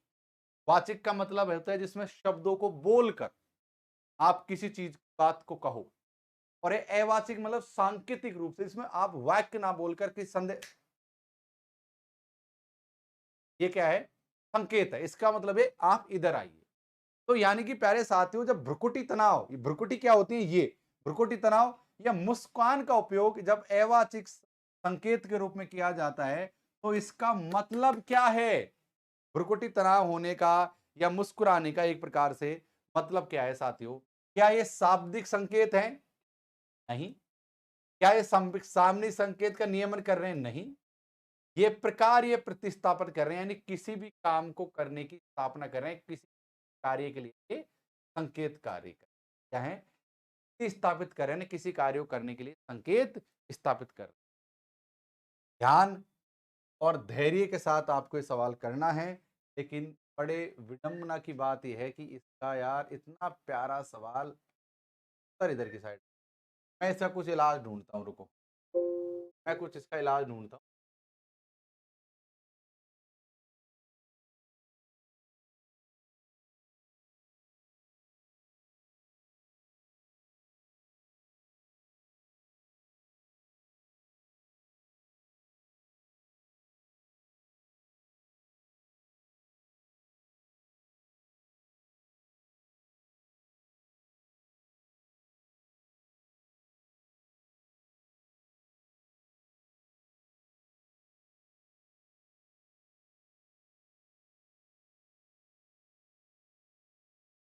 चलो भाई साहब, अब आपको मैंने अंग्रेजी वाला हटा दिया, उत्तर आपके सामने है, ध्यान से देखिए। दो सेट दिए गए हैं, सेट 1 और सेट 2। आपको दोनों सेटों में से पढ़ना है और फिर आपको आंसर करना है। भाई सभी एक बार हाजिरी लगा दीजिए दरबार में, सारे लोग एक बार दरबार में हाजिरी लगा दीजिए, कौन कौन है क्लास में। ध्यान से कीजिए, दोनों सेट के आपको उत्तर देना है साथियों। ये सेट 1 है, 30 सेकंड का समय पूरा हुआ, लेकिन समय थोड़ा ज्यादा देने वाला हूं क्योंकि क्वेश्चन अलग प्रकार का है, इसीलिए सेट 1 और सेट 2, सेट 1 का सेट 2 से लल्लन टॉप लग रही है। देखो लल्लन टॉप का मतलब क्या होता है, इधर देखो ध्यान। लल्लन टॉप का मतलब ये होता है कि अगर इसी प्रकार का कोई सवाल आपके सामने आ जाए जो इस समय स्क्रीन पर चल रहा है, इस प्रकार का कोई सवाल आपके सामने आ जाए तो आपको डरना नहीं है, घबराना नहीं है, वो डरना नहीं है, आपने डरना नहीं है। आपको पता है एक हमारे पड़ोसी देश के प्रधानमंत्री हैं, वो हमेशा जब भी उनके टीवी पर भाषण, आपने डरना नहीं है, इस तरह की बात करते हैं ना। तो आप देखिए साथियों, दो सेट है। ऐसे क्वेश्चन को देखकर आपको बिल्कुल भी घबराने की आवश्यकता नहीं है कि भाई आप देखकर भाग जाओगे, इतना बड़ा क्वेश्चन बाप रे कैसे करें। देखो ऐसे क्वेश्चन की सबसे अच्छी बात यह है कि ये सबसे सरल होते हैं, बस हमारी समझ का फेर होता है। अब आपको ऐसे क्वेश्चन में क्या करना है, इधर से इन बिंदुओं पर नजर दौड़ानी है और ऐसे बिंदु को ढूंढना है जो आपको आता। आई रिपीट, फिर से देखो, क्या गैर श्रोता का मतलब आप जानते हो? थोड़ा थोड़ा जानते हैं यार, गैर श्रोता का मतलब क्या होता है जानते हैं थोड़ा थोड़ा, लेकिन ठीक है आगे देखते हैं। सीमांत श्रोता का मतलब यार हम नहीं जानते यार, पता नहीं सीमांत श्रोता किसे कहते, कोई आइडिया नहीं है। मैं ये लगा लो कि इस समय हम एग्जाम दे रहे हैं। उसके बाद में मूल्यांकन परक श्रोता, पता नहीं, देखते हैं। एक है साथियों सक्रिय श्रोता। अब यार सक्रिय का मतलब आप जानते हो एक्टिव, सक्रिय का मतलब आप जानते हो, सक्रिय का मतलब होता है एक्टिव होता है, और सक्रिय श्रोता का मतलब है जैसे कि आप सभी दोस्त हैं इस समय क्या है, सक्रिय श्रोता हैं। सारे लोग अपने मोबाइल की स्क्रीन पर बैठे हैं, चीजों को पढ़ रहे हैं, सवाल सॉल्व करने की कोशिश कर रहे हैं। आप क्या हो इस समय, सक्रिय श्रोता। अब भाई साहब सक्रिय श्रोता को अब यहां से हम मिलान करने की कोशिश करेंगे। अब देखते हैं साथियों, हम यहां से मिलाना शुरू करते हैं। सक्रिय श्रोता का मतलब क्या है, चलो यहां से मिलाते हैं। सब सक्रिय श्रोता यहीं पे, संप्रेषित सूचनाओं के प्रति यदा कदा ही ध्यान देना।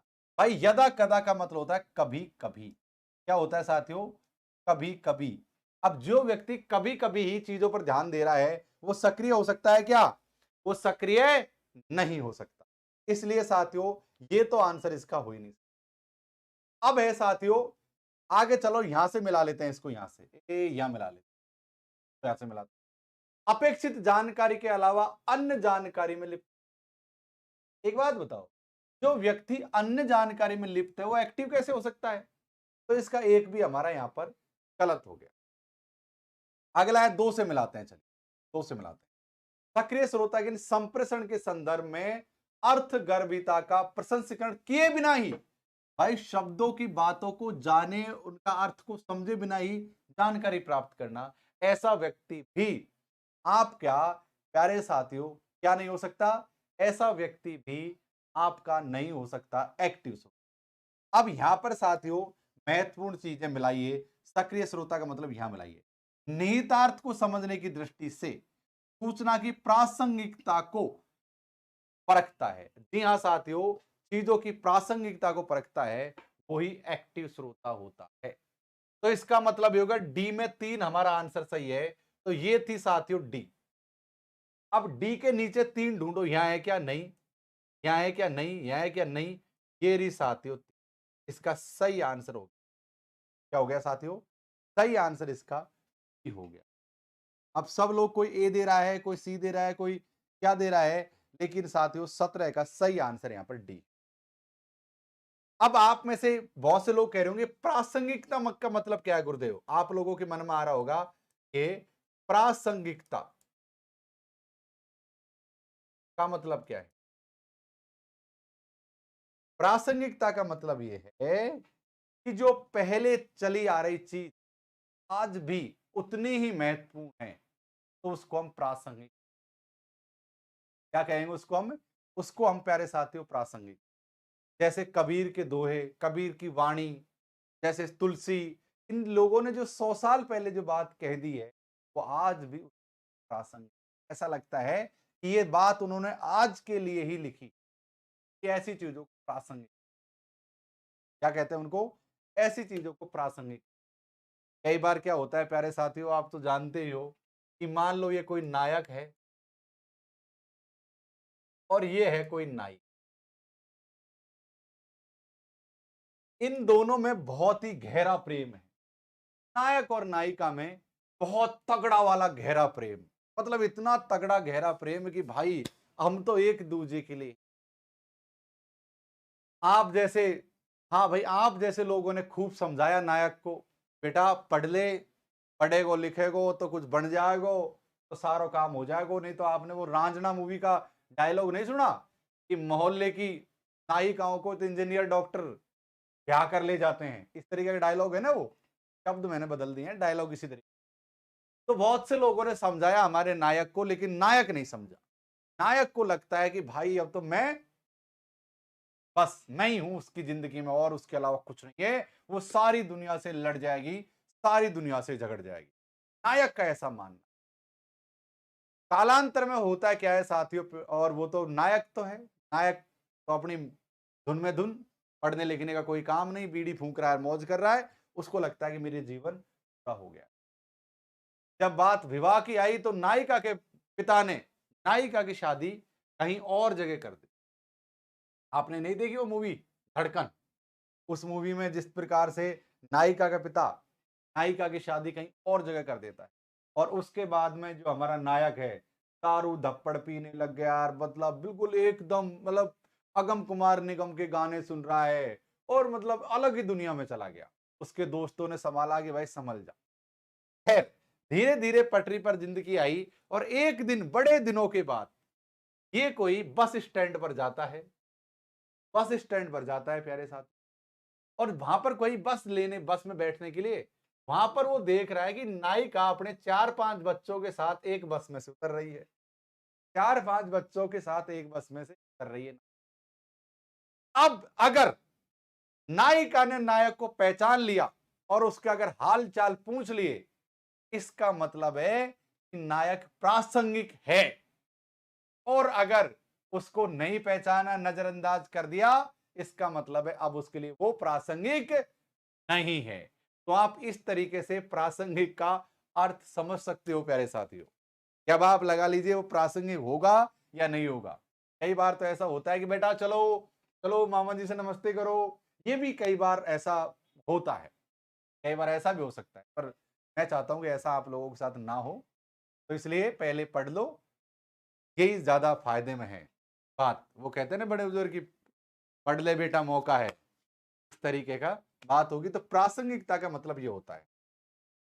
यदा कदा का मतलब कभी कभी होता है। अर्थगर्भिता का मतलब होता है जिसमें अर्थ छुपा रहता है, किसी बात जिसमें अर्थ छुपा हुआ हो, उसको कहते साथियों अर्थगर्भिता।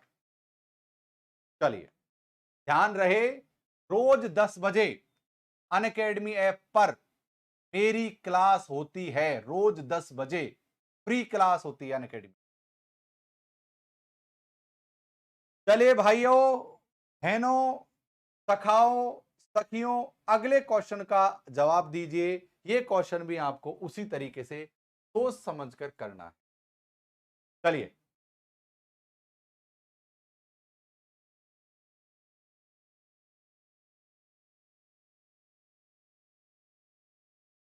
चलिए प्यारे साथियों, कीजिए केजीएफ, कीजिए केजीएफ, मत लिखिए कमेंट में, केजीएफ याद आ रही है? टट टट टट टट टट टट, घंटी बज चुकी है, बड़ी घड़ी घड़ी बड़ी। आपको 30 सेकंड का समय मिल रहा होगा यहां पर, थोड़ा प्रैक्टिस कीजिए फटाफट करने की।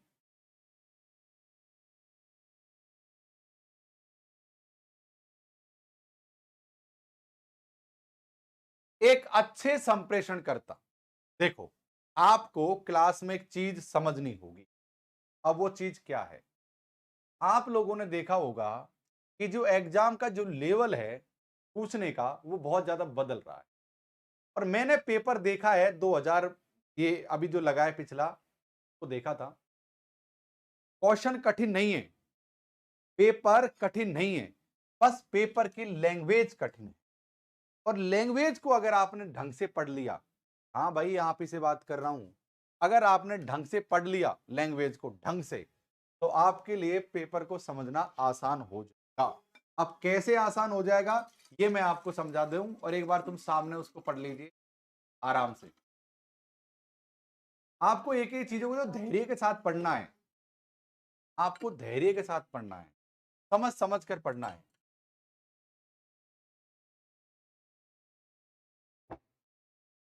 करिए देखें।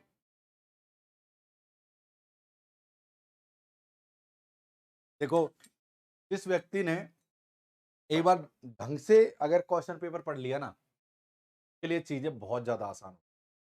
जैसे क्या है, एक अच्छे संप्रेषणकर्ता, अच्छे संप्रेषणकर्ता का मतलब क्या है, अच्छे एक अच्छा वक्ता जो अपनी बात को अच्छी तरीके से रख पा रहा है, अच्छी तरीके से कह पा रहा है। एक अच्छे संप्रेषणकर्ता को निम्नलिखित में से किस सिद्धांत का अनुसरण करना चाहिए? एक अच्छा संप्रेषणकर्ता, जैसे मान लो मैं हूं, अब मैं एक अच्छा संप्रेषणकर्ता बनना चाहता हूं, अपनी बातों को अच्छी तरीके से रखना चाहता हूं, तो मेरे अंदर वो क्या खासियत होनी चाहिए जिससे कि मैं चीजों को बहुत अच्छे से प्रभावशाली रूप से रख सकूं? ये चीज देखनी है। देखो, उसे संगठित रहना होगा। अब आप बताओ, उस क्या उसको यहां पर संगठित रहना है? बताइए मुझे। जी हाँ साथियों, संगठित का मतलब होता है कि जिस टॉपिक पर वो बात कर रहा है, जिस विषय पर वो बात कर रहा है, उसको उसी विषय पर ध्यान देकर बात करना। क्या साथियों? उसको उसी विषय पर कहनी, भटकना नहीं है कि यार पाली की बात कहना, भोपर की इधर की बात उधर, इधर की बात उधर नहीं। अगर वो जिस टॉपिक पर, जिस मुद्दे पर बात कर रहा है, उसी मुद्दे पर बात करनी। तो इसका मतलब ये बात सही है? सही है ये बात? Very good. हाँ, जैसे कि मैं अगर अभी कम्युनिकेशन पढ़ा रहा हूं, तो मेरी सारी बातें कम्युनिकेशन पर बेस्ड ही होनी चाहिए। तो भाई साहब यहां पर देख लीजिए, एक हमारा बिल्कुल सही आंसर है। अब ये देखो कि एक कौन कौन से में आ रहे हैं। एक यहां पर मिल रहा है और एक हमारा यहां पर मिल रहा है, और जिनमें हमको एक नजर नहीं आ रहा, उसको हम प्यारे साथियों काट देंगे। काट दिया। अब या तो हमारा ए सही है और या हमारा प्यारे साथियों डी सही है। या तो ए सही है या हमारा अब डी सही है। अब देखो, अब बिंदु एक हमारा सही। अब बिंदु दो की तरफ ध्यान देते हैं। उसे दृश्य सामग्री के उपयोग से बचना चाहिए। आपको क्या लगता है कि उसको दृश्य सामग्री उपयोग से बचना चाहिए? अगर उसके सामने ऐसी कोई सामग्री है तो वो देखकर वर्णन कर सके, तो क्यों बचना चाहिए? मेरा मानना तो ऐसा कि बिल्कुल नहीं बचना चाहिए। जैसे कि अगर मान लो मैं इस बॉटल की व्याख्या करना चाह रहा हूं, जो है made by an academy, gift by an academy. अगर मैं इसको ढंग से व्याख्या करना चाहूं तो मैं इसकी एक एक चीजें बता सकता हूं। अगर ये चीज अगर सामने नहीं होगी तो हमारे लिए व्याख्या करना मुश्किल। तो जब इसीलिए प्यारे साथियों, कई बार जो मैप होता है उसका सहारा लेकर शिक्षक आपको समझाता है, ताकि आप लोग अच्छे से समझ पाओ और शिक्षक भी किसी चीज को ठीक से समझा पाए। ये भी प्यारे साथियों एक अच्छे संप्रेषणकर्ता की निशानी होती है। इसलिए मैं इसको सही मानूंगा। क्या लगता है आपको, ये सही मानना है? हाँ, बचना चाहिए। बचना चाहिए तो इसलिए प्यारे साथियों गलत हो गया है। अगर सामग्री का उपयोग करना उसको चाहिए, लेकिन अगर बचना चाहिए तो उसको मैं यहां पर गलत कर। तो यहां पर 2 नंबर प्यारे साथियों हमारा गलत हो गया, और जिस ऑप्शन में 2 आपको दिखाई दे रहा है उसको भी अब हम काट देंगे। अब सीधा रह गया डी, और डी ही हमारा सही आंसर है। देखो, आपको स्मार्ट स्टूडेंट होना पड़ेगा। कारण समझो क्या? कारण ये है भाई साहब, भाइयों बहनों, आपको स्मार्ट हो के लिए आपको ऐसे लॉजिक ढूंढने पड़ेंगे जिससे भी आप क्वेश्चन को आसानी से कर पाओ। अगले क्वेश्चन की तरफ ध्यान दीजिए, और वो है क्वेश्चन नंबर। करिए।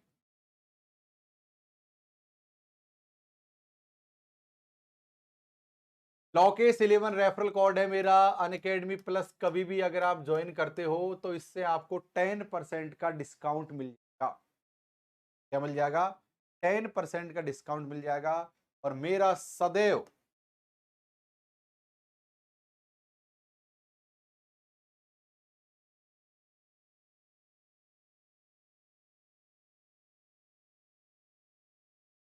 चलिए, 30 सेकंड समाप्त भये। 1-2 सेकंड का और समय ले लीजिए।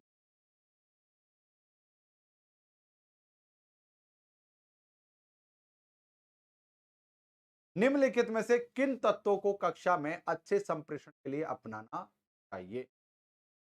अब क्या है साथियों, मूर्तता। एक आप एक टीचर हो और आपको ऐसे कौन कौन से तत्वों को अपनाना चाहिए जिससे आप कक्षा में जो अपना संप्रेषण है ना, उसको बेहतर तरीके से कर। ऐसी कौन कौन सी चीजें हैं जिनका हमको ध्यान रखना है? बस यही बात पूछा गया है कि हमको, बस। चलिए अब हम समझ लेते हैं 20 का सही आंसर देते हुए मैं आपको, क्या है 20 का सही आंसर, देख लेते हैं। आप लोग भी कमेंट करते रहिए। यार आप लोग आलस मत करो, आप लोग कमेंट्स करते जाइए। प्रत्येक सवाल का अगर गलत भी जवाब दे रहे हैं ना, तो भाई गलत दोगे तभी तो सही करने की इच्छा जागृत होगी आपके अंदर। गलत करो या सही, आपको तो जवाब देना ही देना। बस इतना आप समझ लीजिए, आपको जवाब देना, चाहे आप गलत करो। ओके, 20 का आपको सही आंसर दे, 20 का सही आंसर है साथियों, देख लेते हैं। निम्नलिखित में से किन तत्वों को कक्षा में अपनाना चाहिए? मूर्तता। थोड़ी देर पहले ही मैंने आपसे कहा था कि मूर्तता का मतलब होता है किसी स्थान में रहकर बात करें। शिष्टाचार, यहां पर एक हमारा सही है। अगर एक सही है तो जिस भी ऑप्शन में एक नजर नहीं आ रहा उसको काट दिया। अब यहां पर साथियों आपको क्या करना है? शिष्टाचार। भाई कक्षा में आपको शिष्टाचार रखना है कि नहीं रखना? तो यहां पर दो हमारा आंसर सही। तो यहां पर दो आंसर किसमें है साथियों? एक तो इसमें है, इसके अलावा इसको हमने काट काट दिया। अड़ंगेबाजी, अड़ंगेबाजी का मतलब है ओ इधर की उधर फेंकना, इधर की उधर करना, ये कर देंगे, वो कर देंगे, ये तोड़ देंगे, वो फोड़ देंगे, मैंने ये कर दिया, मेरा मामा ने वो कर दिया, फूफा ने वो कर दिया, बुआ ने इधर उधर की बात करना, ये क्लास के लिए शोभा नहीं देता। हमको अड़ंगेबाजी का काम। तो जिस ऑप्शन में आपको 3 है, पर 3 तो ऑप्शन में है ही नहीं ऑलरेडी। काल्पनिक, देखो हम सारी बात यथार्थ पर करेंगे, कल्पना पर। क्लास में ये नहीं कहते भाई हमारा गांव में एक हरबे जी नाम की बेईमानी, कौन है, ये कर दिया, वो कर दिया, ये कल्पना नहीं। यहाँ सारी चीजें यथार्थ पर होंगी। क्या आंसर सही? आंसर भी बस इस प्रकार से हमको इन चीजों, देखो सबसे पहले तो अगर आपका सवाल का जवाब गलत हो जाता है ना, तो आप कमेंट को डिलीट मत किया करो। आप किससे दुश्मना चाह रहे हो? जो बाकी के विद्यार्थी इस क्लास को देख रहे हैं ना, वो आपको जानते तक नहीं है कि आप कौन हो। तो ये अपने आप से क्यों वो कर रहे हो? अपने आप से झूठ मत बोलो। आप जो जवाब आपके मन में है वही जवाब दीजिए। है भाई सुमित, सोनी, सुजल,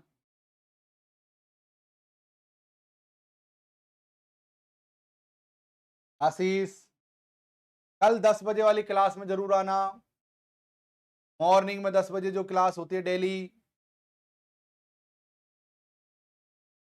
डेली जो मॉर्निंग में 10 बजे क्लास हो रही है उसमें आपको भूलना नहीं है आना, चीज का ख्याल रहे। चलिए करिए, 30 सेकंड का समय हो गया है।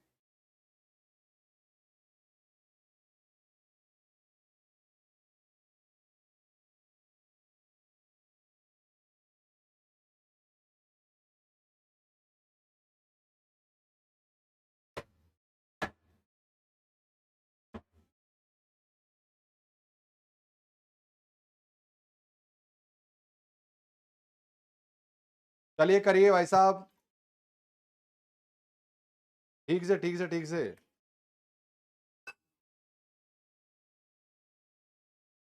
प्रत्येक व्यक्ति उत्तर लिखेगा।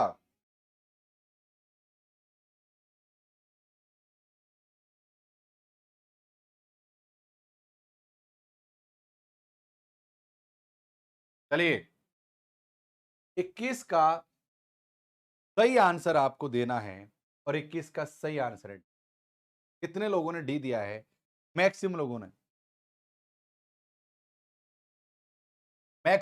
ने डी आंसर किया है। अब देख लेते हैं डी आंसर कैसे। कक्षागत परिस्थिति में संप्रेषण करते समय, देखो यार आप अपने आप को एक प्रोफेसर, आज नहीं तो कल, कल नहीं तो पर, आपको बच्चे ही पढ़ाने हैं कॉलेज के। एक अपने आप को सोच के चलो कि भाई मैं एक प्रोफेसर, और अब हमको बात करनी है प्रोफेसर की। अब कैसे? कि कक्षागत परिस्थिति में संप्रेषण करते समय निम्नलिखित में से कौन से उपागमों को सर्वाधिक सही माना जाता है? दृढ़ एवं अनु सर्वाधिक देखो, और लोग और भी ऑप्शन आपको ऐसा लग सकता है कि यार ये भी सही, लेकिन सबसे ज्यादा एक होता है तदनुभूति। अब आप में से बहुत से विद्यार्थी तदनुभूति का मतलब है,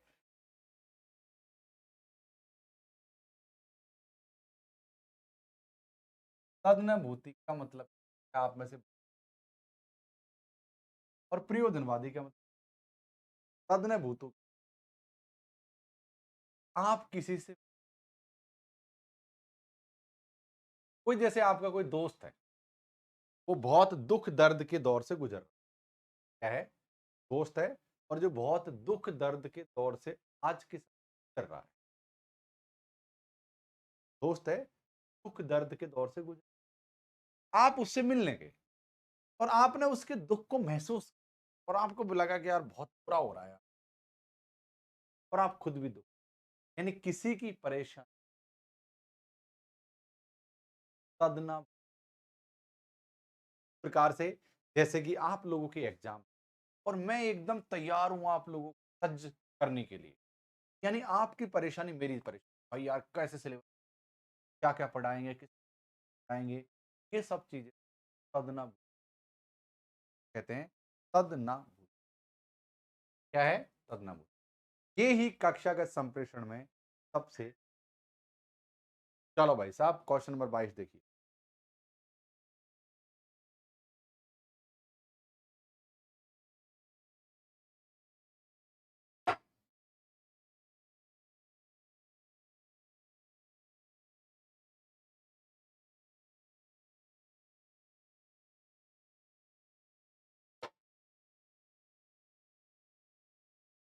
प्रभु, करिए साथियों, सही आंसर क्या है इसका? 22 का सही आंसर है साथियों डी। 22 का सही आंसर क्या है? 22 का सही आंसर, इसका सही आंसर है। चलिए, अब कैसे डी है इस चीज को मैं आपको समझा देता हूं कि 22 का सही आंसर डी। निम्नलिखित में से कौन से संप्रेषण में पराभाषिक कहलाते हैं? मैंने आपको एक दिन पराभाषिक का सवाल इससे भी पहले भी आया था। पराभाषिक का मतलब क्या होता है कि भाषा से इतर, जब भी हम बोलते हैं, इशारों से कुछ कहते हैं, या फिर भाषा में उतार चढ़ाव जो लाते हैं, जैसे कभी कभी हम तेज बोलते हैं, फिर कभी कभी स्लो हो जाते हैं, फिर तेज बोलते हैं, मतलब ऐसे जो चीजों में जो उतार चढ़ाव आता है, उससे भी व्यक्ति समझ जाता है चीजों को, वो है साथियों पराभाषिक। यानी ध्वनि का उतार चढ़ाव होना पराभाषिक है। अब है साथियों एक, यहां पे एक आंसर सही है ना हमारा, ये एक है। अब जिस ऑप्शन में एक नहीं है उसको काट दिया, काट दिया। आंतरिक शोर, आंतरिक शोर का मतलब होता है आपके मन के अंदर उमड़ घुमड़ क्या हो रही है, तो आंतरिक शोर कहते हैं। जैसे कि यार कोई टेंशन में हो, आप मतलब टेंशन में हो, एग्जाम आ रही है भाई, क्या करें क्या ना करें, आंतरिक शोर। तो आंतरिक शोर का यहाँ पर कोई मतलब, बाह्य शोर का भी यहाँ पर कोई, विरामों का उपयोग, विराम चिन्ह का, जी हाँ साथियों, कोई हम बात कर रहे हैं, कितना ठहर रहे हैं, फिर कैसे उसको शुरू कर रहे हैं, कितना तेज बोल रहे हैं, ये सब विराम चिन्हों का मतलब। और वाणी की दर प्रबलता, दर प्रबलता का मतलब ये होता है जैसे कभी तेज बोलना कभी स्लो बोलना, इसको दर प्रबलता कहते हैं। सही आंसर है साथियों डी, जो आप में से अधिकांशतः विद्यार्थियों ने गलत किया। क्वेश्चन नंबर 23, इसमें मैं किसी प्रकार की गुंजाइश नहीं करूंगा, गलती नहीं नहीं नहीं नहीं नहीं नहीं नहीं नहीं होनी चाहिए, प्रकार की कोई गलती नहीं होनी चाहिए, ध्यान रहे।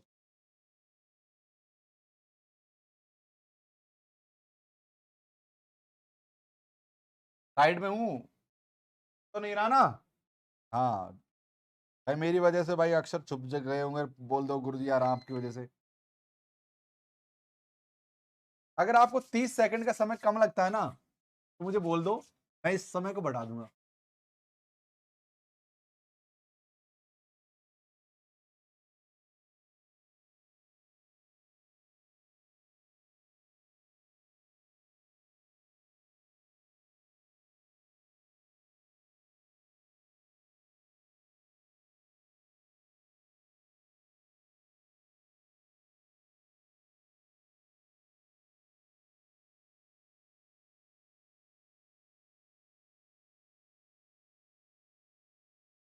कक्षागत अनुदेशन के अंतर्गत संप्रेषण की प्रभाविता को निम्नलिखित में से कौन महत्वपूर्ण रूप से प्रभावित करेगा?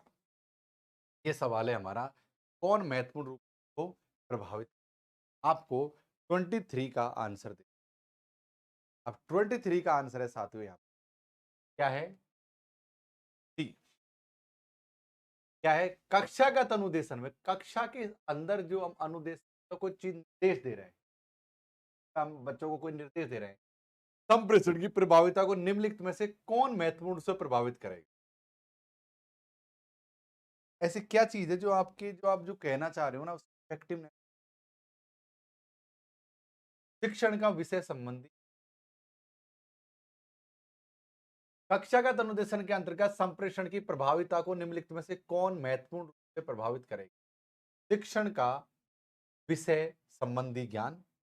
ये तो करेगा, ये तो करेगा, बिल्कुल करेगा। मुझे लगता है ऑप्शन आगे हैं इसके।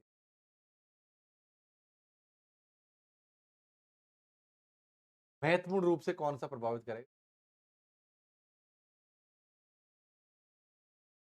शिक्षा का विषय संबंधी ज्ञान। कक्षा के अंदर जो आप आदेश दे रहे हो, इसमें कोई ज्ञान करेगा? विषय संबंधी ज्ञान का इस पर कोई इंपैक्ट नहीं आएगा।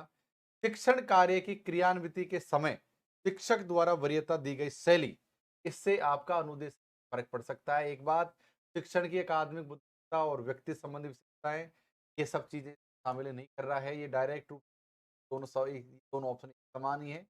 प्रस्तुतिकरण के समय शिक्षक द्वारा प्रयुक्त शिक्षा उपकरण, यहाँ पर उन उपकरणों की बात नहीं हो रही है। तो यहाँ पर सी आंसर ही सही है। शिक्षक कार्य की क्रियान्विति के समय शिक्षक द्वारा वरीयता की। देखो, जब आप टीचिंग एप्टीट्यूड पढ़ोगे, तब आपको मैं कई प्रकार की मैंने शैलियों की वरीयता पढ़ाई, कई कई टाइप की करवाए हैं कि आप जब टीचिंग कराते हो तो आपकी क्या शैली रहती है आपको पढ़ाने में। जैसे समझाने, जैसे बहुत से मैं हूँ, मैंने कई बार नेट जेआरएफ पास कर रखा है, और बहुत से शिक्षक ऐसे हैं जिन्होंने कभी नेट जेआरएफ की एग्जाम भी नहीं दी, लेकिन तब भी वो बहुत अच्छे शिक्षक। तो कभी भी हम एजुकेशन में शिक्षक की जो अकादमिक जो बुद्धिमत्ता है ना, उसका आकलन नहीं, पर डिपेंड करता है वो अब कैसे पढ़ा रहा है, रणनीति प्लानिंग के साथ पढ़ा रहा है, उसका भी बहुत बड़ा इम्पैक्ट है।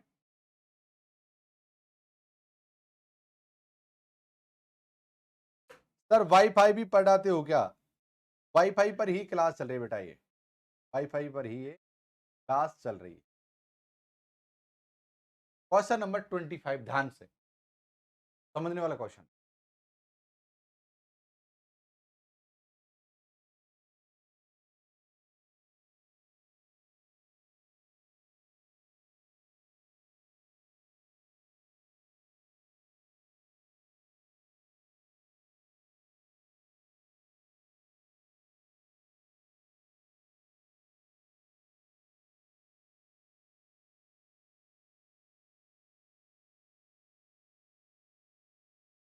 चलिए साथियों, आप लोगों ने इसका जवाब दे दिया है।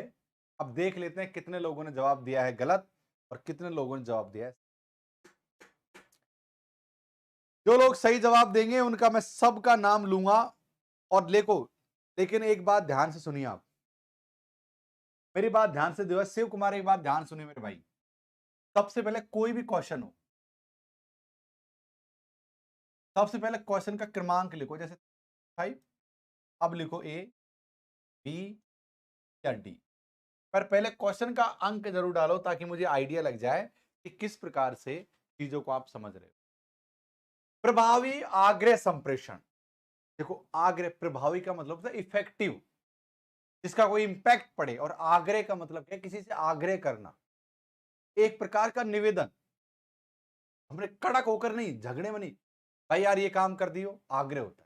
यार मैं आप सभी से आग्रह करता हूं कि तुम भाई पढ़ लो।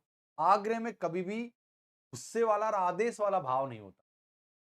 तो मतलब प्रभावी आग्रह संप्रेषण, यानी आग्रह में कुछ कहते हैं, यार ये काम कर दो भाई, यार आग्रह है ना, जो जो लिखित या वाचिक रूप में हो के लिए प्रभावी निर्धारित कौन सा हो? देखो, कोई भी आग्रह हो, या तो वो वाचिक हो या लिखित हो, यानी वो वाचिक हो या लिखित हो, तो प्यारे साथियों आप किस प्रकार से संबोधन करोगे?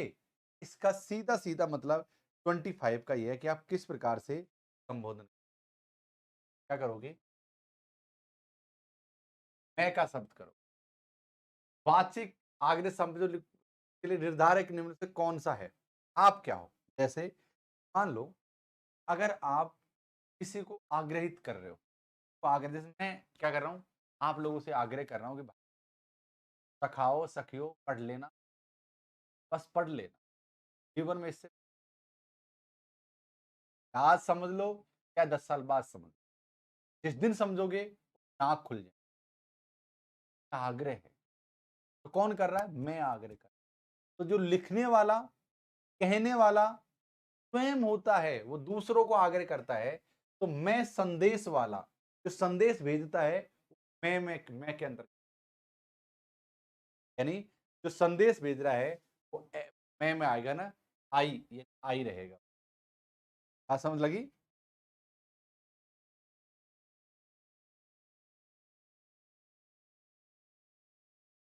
अब आप अंदाजा लगा लीजिए आपके कितने भयंकर क्वेश्चन गलत हो रहे हैं। क्वेश्चन नंबर 2018 में पूछा गया 26, ध्यान से मतलब ध्यान से हो जाइए ध्यानचंद जी, ध्यानचंद जी ध्यान से। ओ जी ध्यानचंद जी ध्यान से।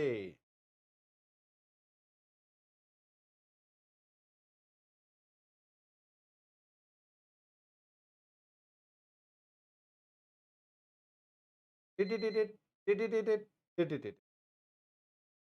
प्यारे साथियों, आप इस क्वेश्चन में चकरा चुके हैं, घबरा गए हैं, मालूम है मुझे।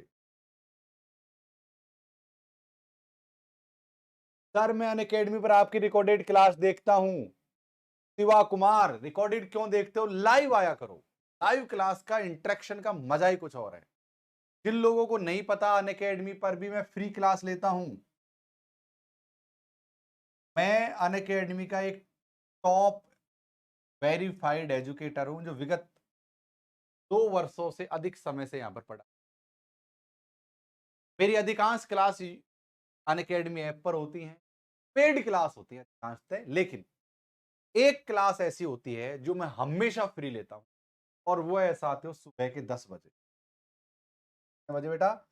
सुबह के 10 बजे रोज वो क्लास आपके लिए, सुबह के 10 बजे। तो पेपर 1 पूरा पढ़ाता हूं। अभी वर्तमान में आईसीटी चल रहा है। जाओ और लोकेश कुमार मीणा के नाम से सर्च करते हुए वहां पर आप बन जाएगा काम। आप ये काम कर लेना। आप 26 में आपका क्या है प्यारे साथियों? आंसर देखिए, मैं आपको एक एक चीज समझाता हूं। आप लोगों ने गलत किया है, अधिकतर लोगों ने, जिसमें से सुजल, ममता, बहुत सारे लोगों ने गलत किया है। अब देख लेते, समझने की आवश्यकता है। इसलिए देखो, क्वेश्चन कठिन नहीं आते हैं, बस आपकी समझ का फेर है। आप चीजों को समझ नहीं पाते हो। अगर आप समझ कर करोगे तो आपके लिए बहुत आसान। बस समझ समझ का ही फेर है ये।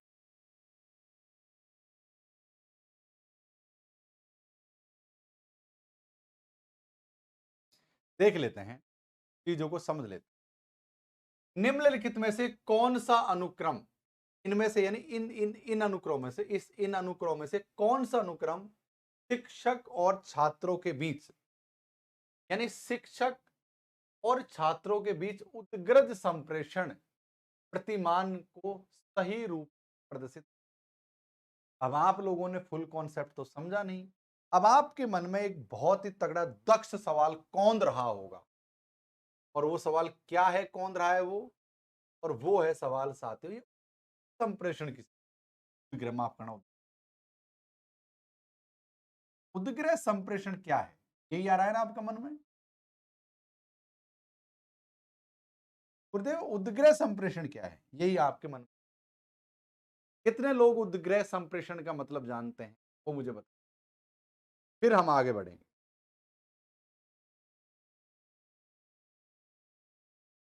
उद्ग्रह संप्रेषण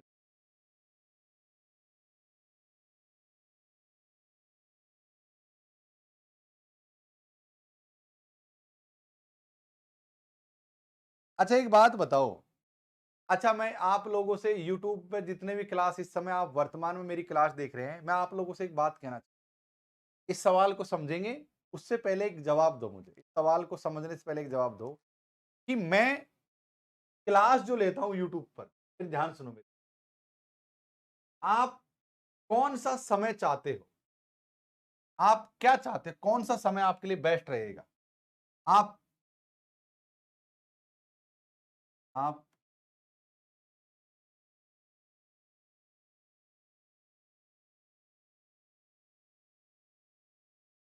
हाँ,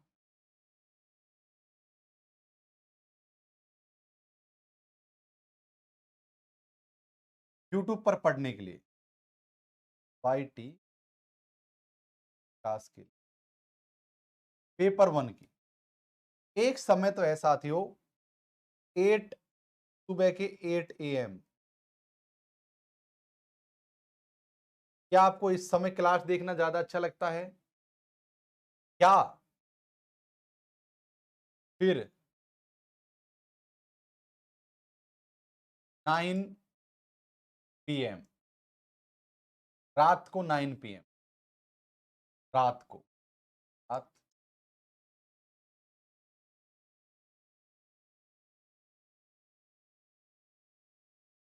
बताओ, मुझे बताओ कि कौन-सा समय आपके लिए ज़्यादा अच्छा रहता है क्लास पर? भाई यूट्यूब पर मैं क्लास कितने बजे लेकर आऊँ? अब मैं थोड़ा देर यहाँ पर बैठ रहा हूँ और आपके सवाल का इंतज़ार कर रहा हूँ। आप बताओ मुझे कि कौन-सा समय है जो आपके लिए ज़्यादा बेहतर होगा? ये चीज़ को बताओ। कौन-सा समय है जो आपके लिए ज़्यादा बेहतर होगा? शाम का या फिर सुबह का?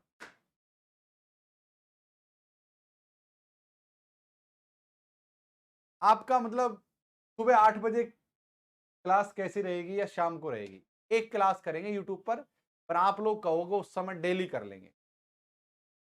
बस आपके कमेंट्स का जवाब है।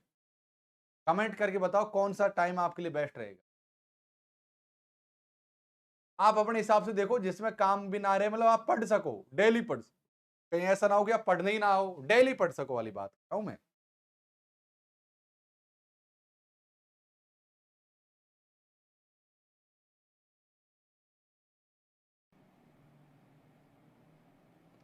डेली पढ़ सको ऐसी बात कह रहा हूँ, जिसमें आप डेली पढ़ सको।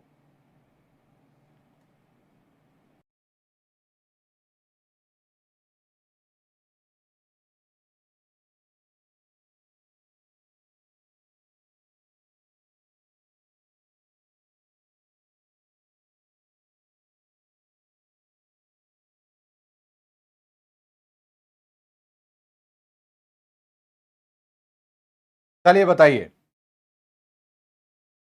सर मॉर्निंग प्लीज मॉर्निंग मैं देख रहा हूं आप लोगों के कमेंट्स। सर क्या 9 पीएम पर रात को morning please sir 8 PM 8 PM नहीं 8 एएम 9 पीएम 9 पीएम। उपासना सब लोग जवाब दो यार देखो ये डिसीजन करने का समय है ये डिसीजन मेकिंग का समय है कि आप लोग कहोगे उसके अकॉर्डिंग क्लास रख लेंगे। आप लोग बताओ अगर आप कहोगे सुबह ले लो सर 8 एएम मॉर्निंग में ले लो मॉर्निंग में ले लूंगा या कहोगे सर सुबह रात को 9 बजे ले लो तो 9 बजे ले लो बताओ। 9 पीएम मैक्सिमम लोग 9 पीएम पर कह रहे हैं। 9 पीएम आप ज्यादा हाँ सही है रात को मोबाइल वोबाइल लेके बैठते हैं डेली है ना हाथ में मोबाइल रहता है क्लास देख ले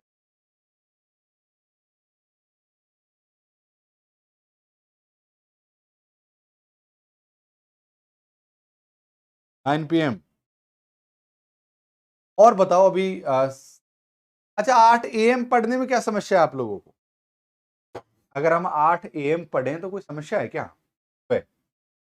8 एएम पढ़ने में कोई समस्या मॉर्निंग में सुबह आराम से नहा धोकर क्लास देखने लगे फ्रेश माइंड मजा आ जाए एकदम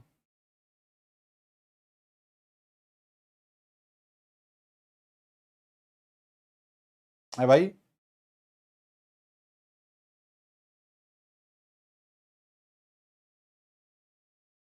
पर एक चीज मैं देख पा रहा हूं कि अधिकतर जो स्टूडेंट हैं उन्होंने कहा है कि भाई साहब रात को क्लास उनको okay okay okay okay okay okay.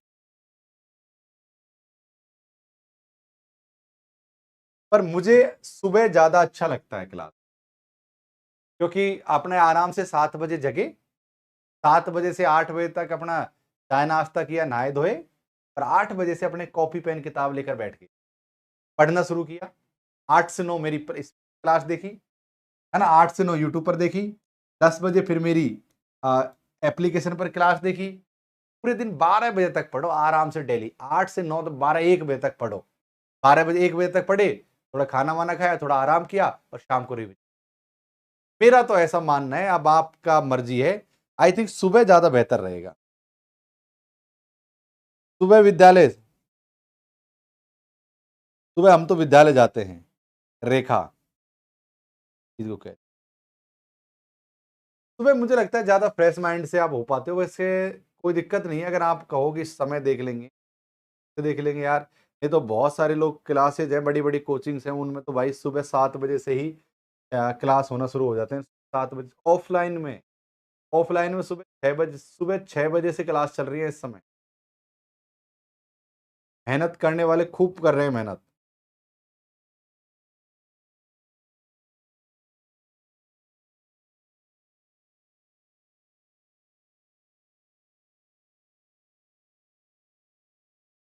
House wife के लिए दिक्कत होगी। ऐसा करते हैं, सुबह 8 बजे ही रखते हैं, अपना आराम से नहा धोकर क्लास लेकर बैठा करो। लाइव ना जुड़ पाओ तो बाद में देख लिया करो, लेकिन सुबह 8 बजे रखेंगे तो लंबे समय तक क्लास चलती रहेगी। मैं पहले जब से मैंने अनअकैडमी ज्वाइन किया था ना, मैं हमेशा से पढ़ाता था रात को ही, पर मैंने थोड़े दिन पहले समय चेंज कर दिया और सुबह पढ़ाने लग गया 8 बजे। तो आप देख लीजिए।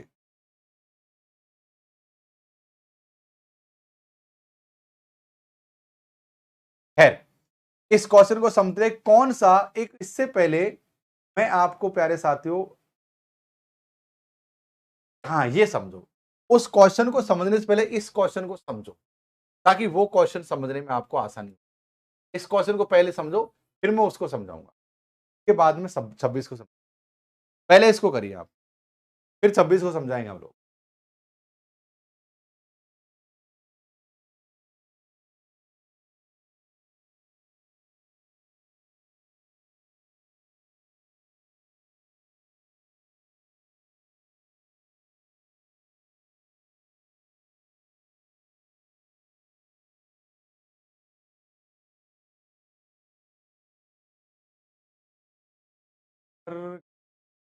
चल रही है धूप की, जल्दी पढ़ लो नौकरी लग लो, बाद में नौकरी भी नहीं।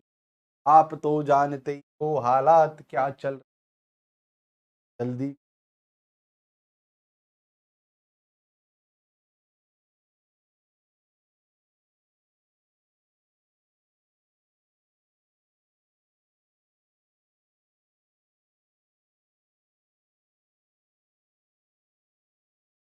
सब लोगों को सुबह काम रहता है तो शाम को कर लेंगे, अभी हम 1 2 दिन में डिसाइड कर लेते हैं।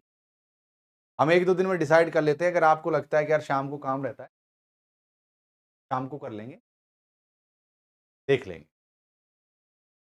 देख लेंगे। 27, एक विश्वविद्यालय शिक्षक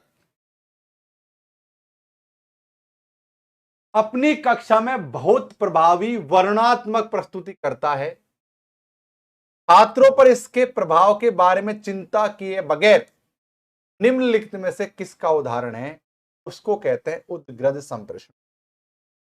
यानी कि कोई मास्टर क्लास में आया और प्यारे साथियों अपनी बात को कहा और चला गया, उसको कोई मतलब नहीं है कि पीछे कांकरी कंकरी मार रहे हैं एक दूसरे, कंचा खेल रहे हैं क्लास में लड़के, कंचा को कोई मतलब नहीं है, कोई कंचा खेले, इच्ची डंडा खेले, कबड्डी खेले, उसको कोई मतलब नहीं है। वो आया क्लास में, अपना लेसन लिया, चला गया। ऐसा जो संप्रेषण होता है जिसमें टीचर और स्टूडेंट के बीच में कोई कम्युनिकेशन नहीं है, ध्यान नहीं है उसकी बात का, वो कहते हैं उद्दय संप्रेषण। हमारे फिजिक्स के टीचर थे श्रीवास्तव सर, मैं विज्ञान विषय से रहा था प्रारंभ में विज्ञान विषय से रहा हूँ। शुरुआत में मेरी जो स्कूलिंग हुई है 12th वगैरह आज तक विज्ञान विषय में रहा हूँ मैं आगे तक। तो मैं उस समय क्या था साथियों, हमारे श्रीवास्तव सर आया करते थे, वो क्लास टीचर थे। पहली सुबह जब स्कूल 7 बजे ही तो श्रीवास्तव सर आते थे। अब आप तो जानते हो लड़के लेट सेट आते हैं, दूर से आया करते थे मेरे गाँव में। कोई साइकिल से जा रहा है, कोई कैसे ट्रैक्टर के लटक के जा रहा है, कोई बजरी के ट्रैक्टर में बैठ के जा रहा है, कोई मतलब लटक-लटुक के जाया करते थे। ऐसी हालत थी।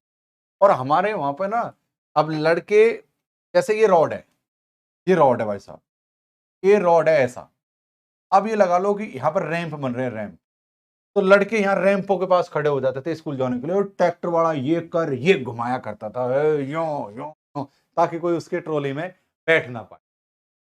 तब भी लोग चंडी जाया करते। उस समय ऐसे ऐसे स्कूल।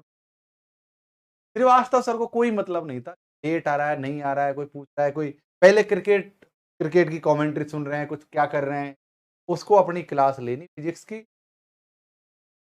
आज समझ में लगा है कि उस प्रकार के को उद्ग्रंथ संप्रेषण कहते हैं। हमको तो आज ही पता लगा इस चीज, इस प्रकार के संप्रेषण को उद्ग्रंथ संप्रेषण। आप लोगों को पहले पता था क्या?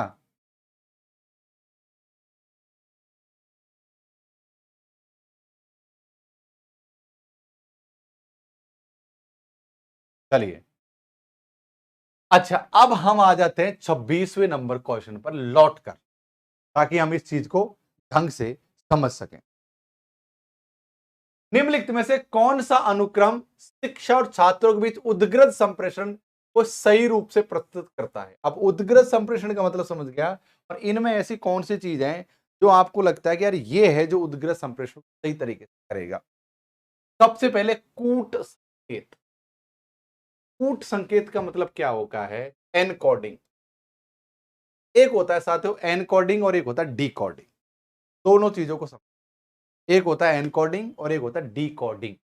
दो शब्द हैं, डिकोडिंग और डिकोडिंग का मतलब होता है कोई, जैसे कि मान लो हमारी फौज है, ये है दिल्ली और ये है बॉर्डर इलाका। दिल्ली से कोई अलग प्रकार की लैंग्वेज में मैसेज यहां पर गया, ध्यान समझो। तो जो मैसेज भेजने वाले हैं वो है साथियों एनकोडर। क्या साथियों? एनकोडर। और जिनको ऐसे मैसेज प्राप्त हुआ यार, जिन्होंने उसको कोड कर लिया, अलग प्रकार की लैंग्वेज में समझ लिया, ये पार्टी है डिकोडर। एनकोडर और डिकोडर का मतलब क्या हो गया कि जिसने संदेश प्रेषित किया, अगर कोई चीज कह रहा है वो एनकोडर, और किसी ने उस चीज को प्राप्त कर लिया है डिकोडर। डिकोडर का मतलब बोल लिया उसमें से भाई साहब उसके अंदर, यानी सेंड करने वाला एनकोडर, प्राप्त करने। अब यहां तक समझ।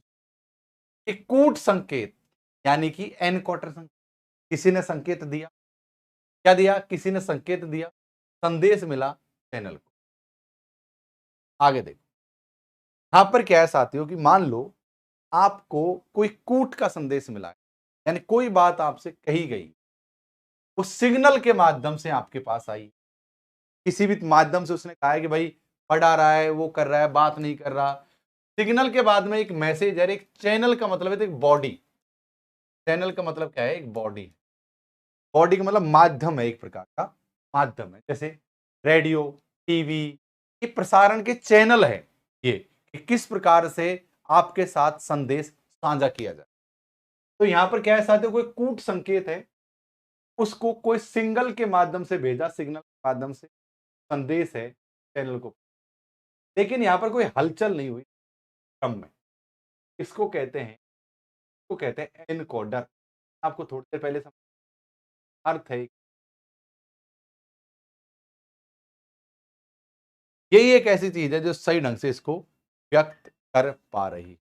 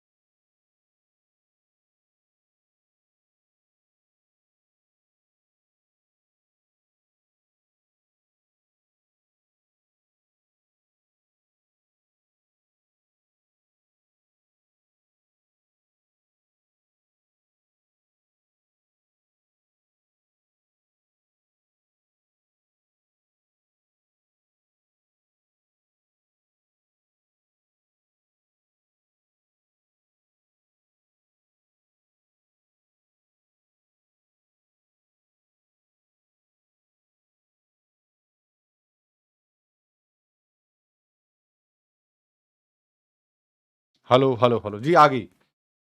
एक्चुअली थोड़ा सा खिंच गया था वायर, अब आ गई होगी आवाज। हाँ कोई बात नहीं, थैंक यू, आप लोगों ने बोल दिया वायर खिंच गया। चलिए, क्वेश्चन नंबर 28।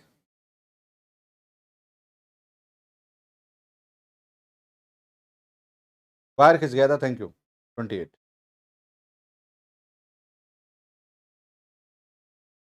इस प्रकार का कोई सवाल अगर आपके सामने आया तो आपको लंबे सवाल देकर डरना नहीं है। देखो, समूह एक है और समूह है दो। अब आपको इनमें क्या करना है, इन समूह में एक ऐसा बिंदु ढूंढना है आपको जो आपसे आता हो। एक बिंदु ढूंढना है बस, केवल जो आपसे आता, और किसी को नहीं ढूंढना, बस केवल एक चीज को ढूंढना है जो आपको यहां पर आता है। बस अब हम उसी चीज को यहां पर ढूंढ, भाई साहब हमसे क्या आता है देख लेते हैं। सोचते हैं कि हम एक एग्जाम हॉल में बैठे हैं और एग्जाम हॉल में हमारी स्थिति बहुत ज्यादा नाजुक है और इस प्रकार का सवाल हमारे है। अब हम इसका सवाल का जवाब देखो। एक है साथियों दृश्य प्रकारता, श्रवण प्रकारता, स्पर्श प्रकारता और रस प्रकार। आपको पता है, आपने दृश्य का मतलब देखना होता है, श्रवण का मतलब सुनना होता है। अब आओ कैसी कैसी चीजों से हम मिलान करेंगे, तो किसी भी बिंदु से चलिए आप यहां पर मिलान कर लीजिए। करो मिलान। आप लोगों ने कुछ दिमाग लगाया, पहले सोचा? एक बार आप लोगों के आंसर आने दो।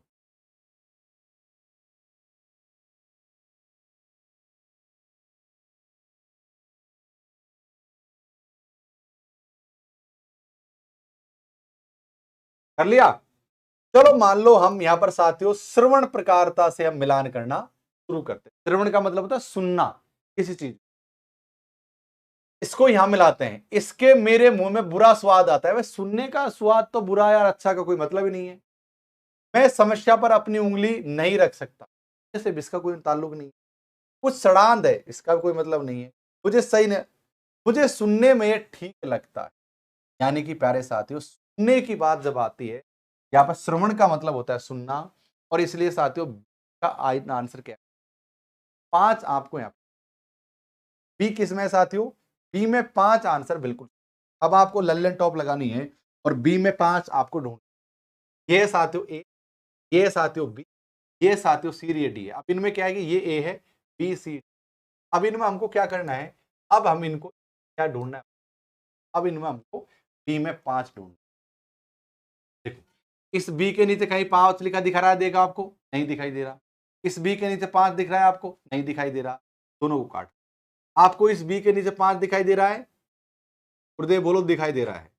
का मतलब ए आंसर हमारा सही है, बाकी का और बाकी चीज गलत है, और ये कर लीजिए आप। और बाकी का आंसर हमारे, सीधा सीधा कहने का मतलब है कि आप ट्रिक्स से खेलोगे ना, स्मार्ट स्टूडेंट, आप ज्यादा बेहतर चीजों।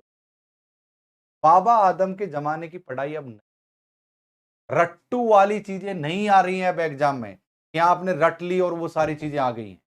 अब एग्जाम में आपकी स्मार्ट चीज, आप कितने स्मार्ट हो जी, कम समय में कैसे क्वेश्चन को, कैसे क्वेश्चन को, ये तो यहां तो वैसे प्रकारता प्रकारता प्रकारता में आदमी परेशान हो जाए। बस आपको चीजों को लिंक करना आना चाहिए। अगर आपको चीज करना आ गया तो आपके लिए बहुत ही शानदार चीज है। आपको लिंक करना, अगर आपने एक बार लिंक कर लिया, लिंक करना आना चाहिए आपको चीज। देखो, पहले पढ़ाई अलग तरीके से होती, अब अलग तरीके से होती है। पहले आदमी कुछ भी पढ़ लेता था, नौकरी लग जाती थी, पास हो जाता था, लेकिन आजकल वो नहीं है। आज के जमाने में क्या पढ़ना है ये ज्यादा महत्व है ही नहीं, क्या छोड़ देना है इसकी अंडरस्टैंडिंग ज्यादा महत्व। इस चीज को हमको ज्यादा ध्यान रखना है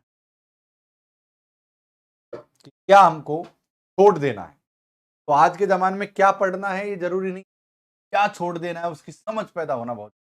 और अगर आपको इस चीज की समझ आ गई तो आप दुनिया की कोई भी एग्जाम पास कर सकते।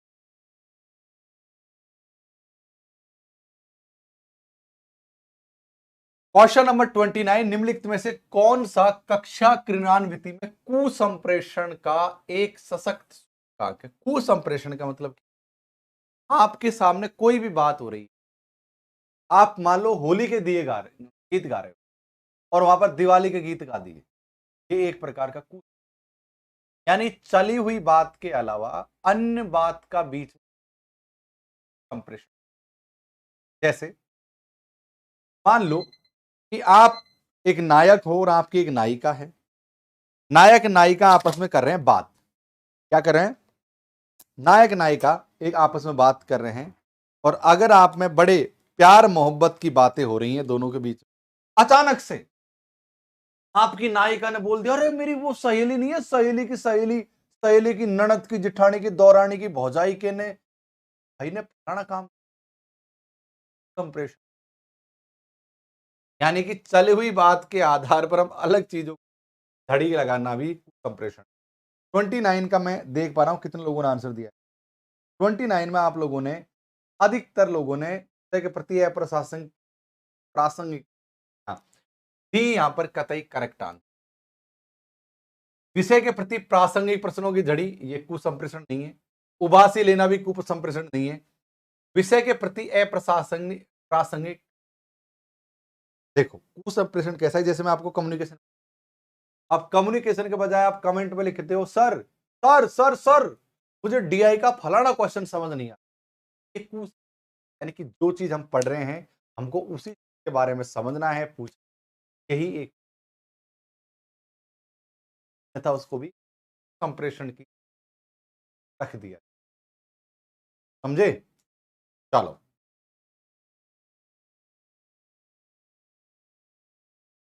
किस संप्रेषण प्रतिमान में शोर को महत्वपूर्ण चर के रूप में माना गया? शोर का मतलब नॉइस, नॉइस, नॉइस को कहते हैं शोर। ये शोर शोर शोर मचाए शोर, ये चोर चोर चोर मचाए शोर, वो गाना एक मूवी और थी ऐसे पुरानी, वो वाला शोर नहीं है, शोर मचाए चोर मचाए शोर। 30 सेकंड की जगह 45 करने वाला हूं अगली क्लास से, मैं अगली क्लास से 45 करने वाला हूं, तुरंत बज जाती, तुरंत बज जाती है, पे, पे, पे।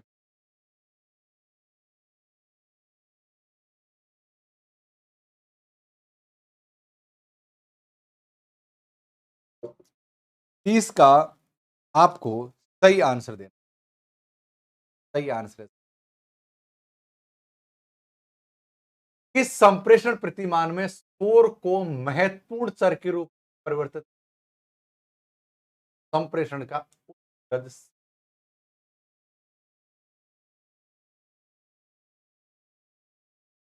प्यारे साथियों, आप, कोई आपको भाषण दे रहा है, कोई आपसे कुछ कह रहा है, और आप पूरे दिन लगे पड़े हो अपने मोबाइल में बातचीत कर, और उस पर कोई ध्यान नहीं है, क्लास पर भी ध्यान नहीं है, शिक्षक का आप पर ध्यान नहीं है, बस सिर्फ आवाज हो रही है, नॉइस क्रिएट।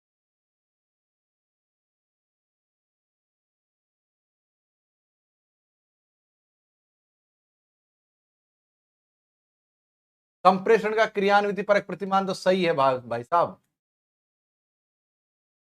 सब ये तीनों पॉजिटिव चीजें, नेगेटिव यही। मौखिक संप्रेषण में शब्द निम्नलिखित में से किसका कार्य करता है? मौखिक संप्रेषण में शब्द किसका, ओ माय गॉड,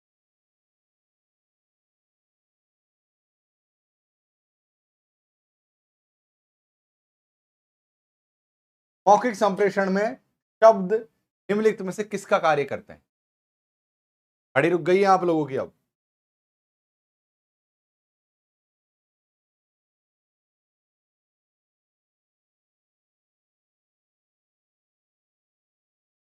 चलिए,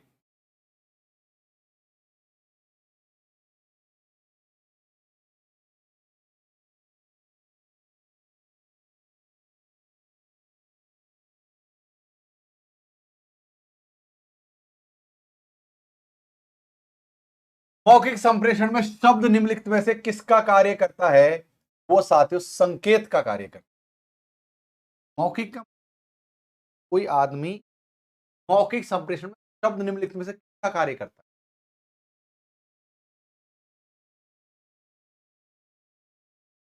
मौखिक संप्रेषण का मतलब जानते हो?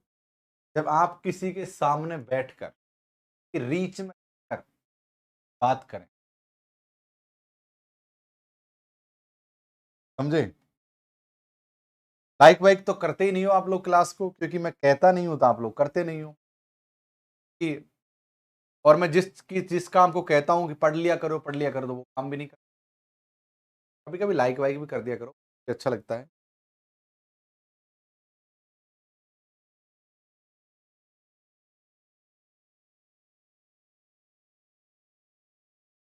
मेरी क्लास रोज अनअकैडमी ऐप पर फ्री होती है। मैं आपको बतला देता हूं कैसे फ्री होती है। यहाँ पर तो मेरी बहुत कम क्लास होती है, मैं अनअकैडमी ऐप पर ज्यादा पढ़ा।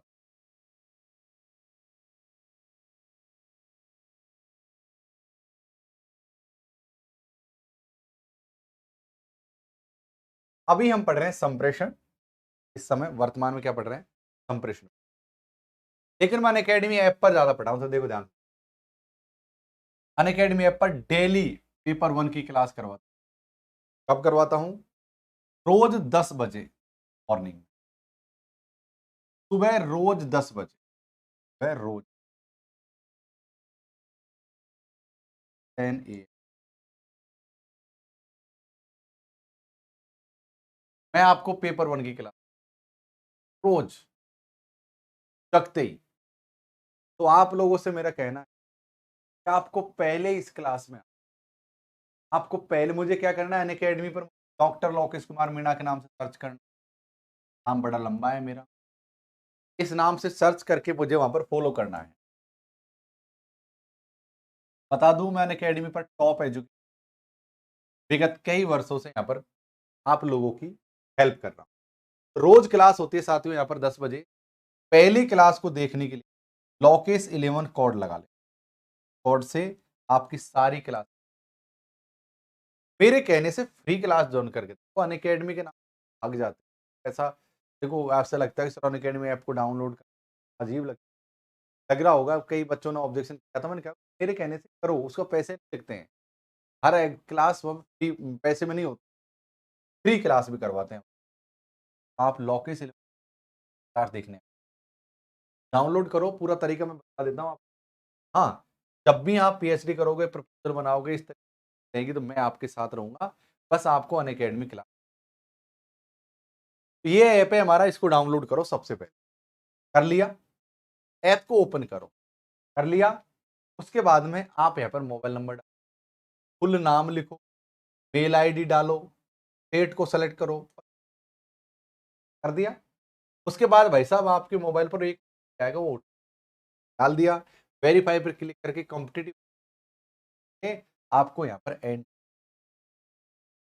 कर लिया। फिर बेटा आपका यहाँ पर सब्जेक्ट का चुनाव कर लेना है, किया। और उसके बाद में ट्राई टू फ्री पर क्लिक करते हुए फ्री वाली क्लास, और गेट सब्सक्रिप्शन पर आप सब्सक्रिप्शन ले पाओगे कि मैं हूं डॉक्टर लोकेश कुमार मीणा। अब सब्सक्रिप्शन में क्या है? सब्सक्रिप्शन ये तो फ्री वाली क्लास है जो मैं रोज लेता हूं 10 बजे। ये तो फ्री वाली क्लास देख नहीं है। पर आपको लगता है कि सर हम ढंग से पढ़ना चाहते हैं, ए से लेकर जेड तक चीज कवर करना चाहते हैं, तो यहां पर हम पेपर 1 कंप्लीट प्लस पेपर 2 आपका कोई भी सब्जेक्ट हो वो कंप्लीट करवाते हैं। पेपर 1 और पेपर 2 के साथ साथ इन दोनों की टेस्ट सीरीज प्रोवाइड करवाते हैं। डाउट क्लियरिंग सेशन भी, नोट्स वगैरह सारी चीजें प्रकार से क्रम से हम कंप्लीट। मैं आपको बता दूं कि मैं एक वेरीफाइड एजुकेटर इस समय से, काफी समय से पढ़ा रहा हूँ, टॉप एजुकेटर हूँ आप। तो paper 1 commerce, English, history, education, ये सब चीजें साथियों में यहाँ पर देख लीजिए। हाँ, पेपर 1 के साथ साथ ये आपको इस सभी सब, तो आप अनअकैडमी ज्वाइन कर लीजिए अगर इनमें से आपका कोई सब्जेक्ट है तो। जो फीस लगती है एक बार ही लगती है, अलग अलग टाइम पर फीस नहीं। सिर्फ आपको दोनों पेपरों की एक बार ही फीस देनी, और रेफरल कोड में लॉ की सिलेबस ध्यान रहे। सब कुछ ये रेफरल कोड की माया है। इस कोड से आपको डिस्काउंट मिल जाए और मेरा सहयोग और सपोर्ट आपके साथ। तो आपको क्या करना है साथियों, आइकॉनिक 2 प्रकार के सब्सक्रिप्शन है। आइकॉनिक के बेनिफिट ये है कि आप सभी पर्सनल देखो, फीस का स्ट्रक्चर देखो, अभी फीस आपको प्लस की 14,500 है, लेकिन जैसे ही ये घूम घाम कर कोड आ गया ना, इस कोड को यहां पर अप्लाई करोगे ये लगाकर, तो आपकी फीस घटकर प्यारे साथियों 13,050 हो जाएगी। लेट से 12 महीने की बात पर ओनर पे। उसके बाद में अगर आपने रिडीम पर क्लिक, तो भाई साहब 13,050 से घटकर लगभग ऑलमोस्ट 12,500 हो जाए, 500 रुपए कितनी फीस हो जाए। उसी प्रकार से आप हमारे आइकॉनिक तो इसके एक्स्ट्रा बेनिफिट रिडीम इसमें भी कर, ठीक है। तो इस तरीके से प्लस क्लास में आ जाओ और डेली क्लास करो, समय नहीं है इस तरह समय गंवाने का।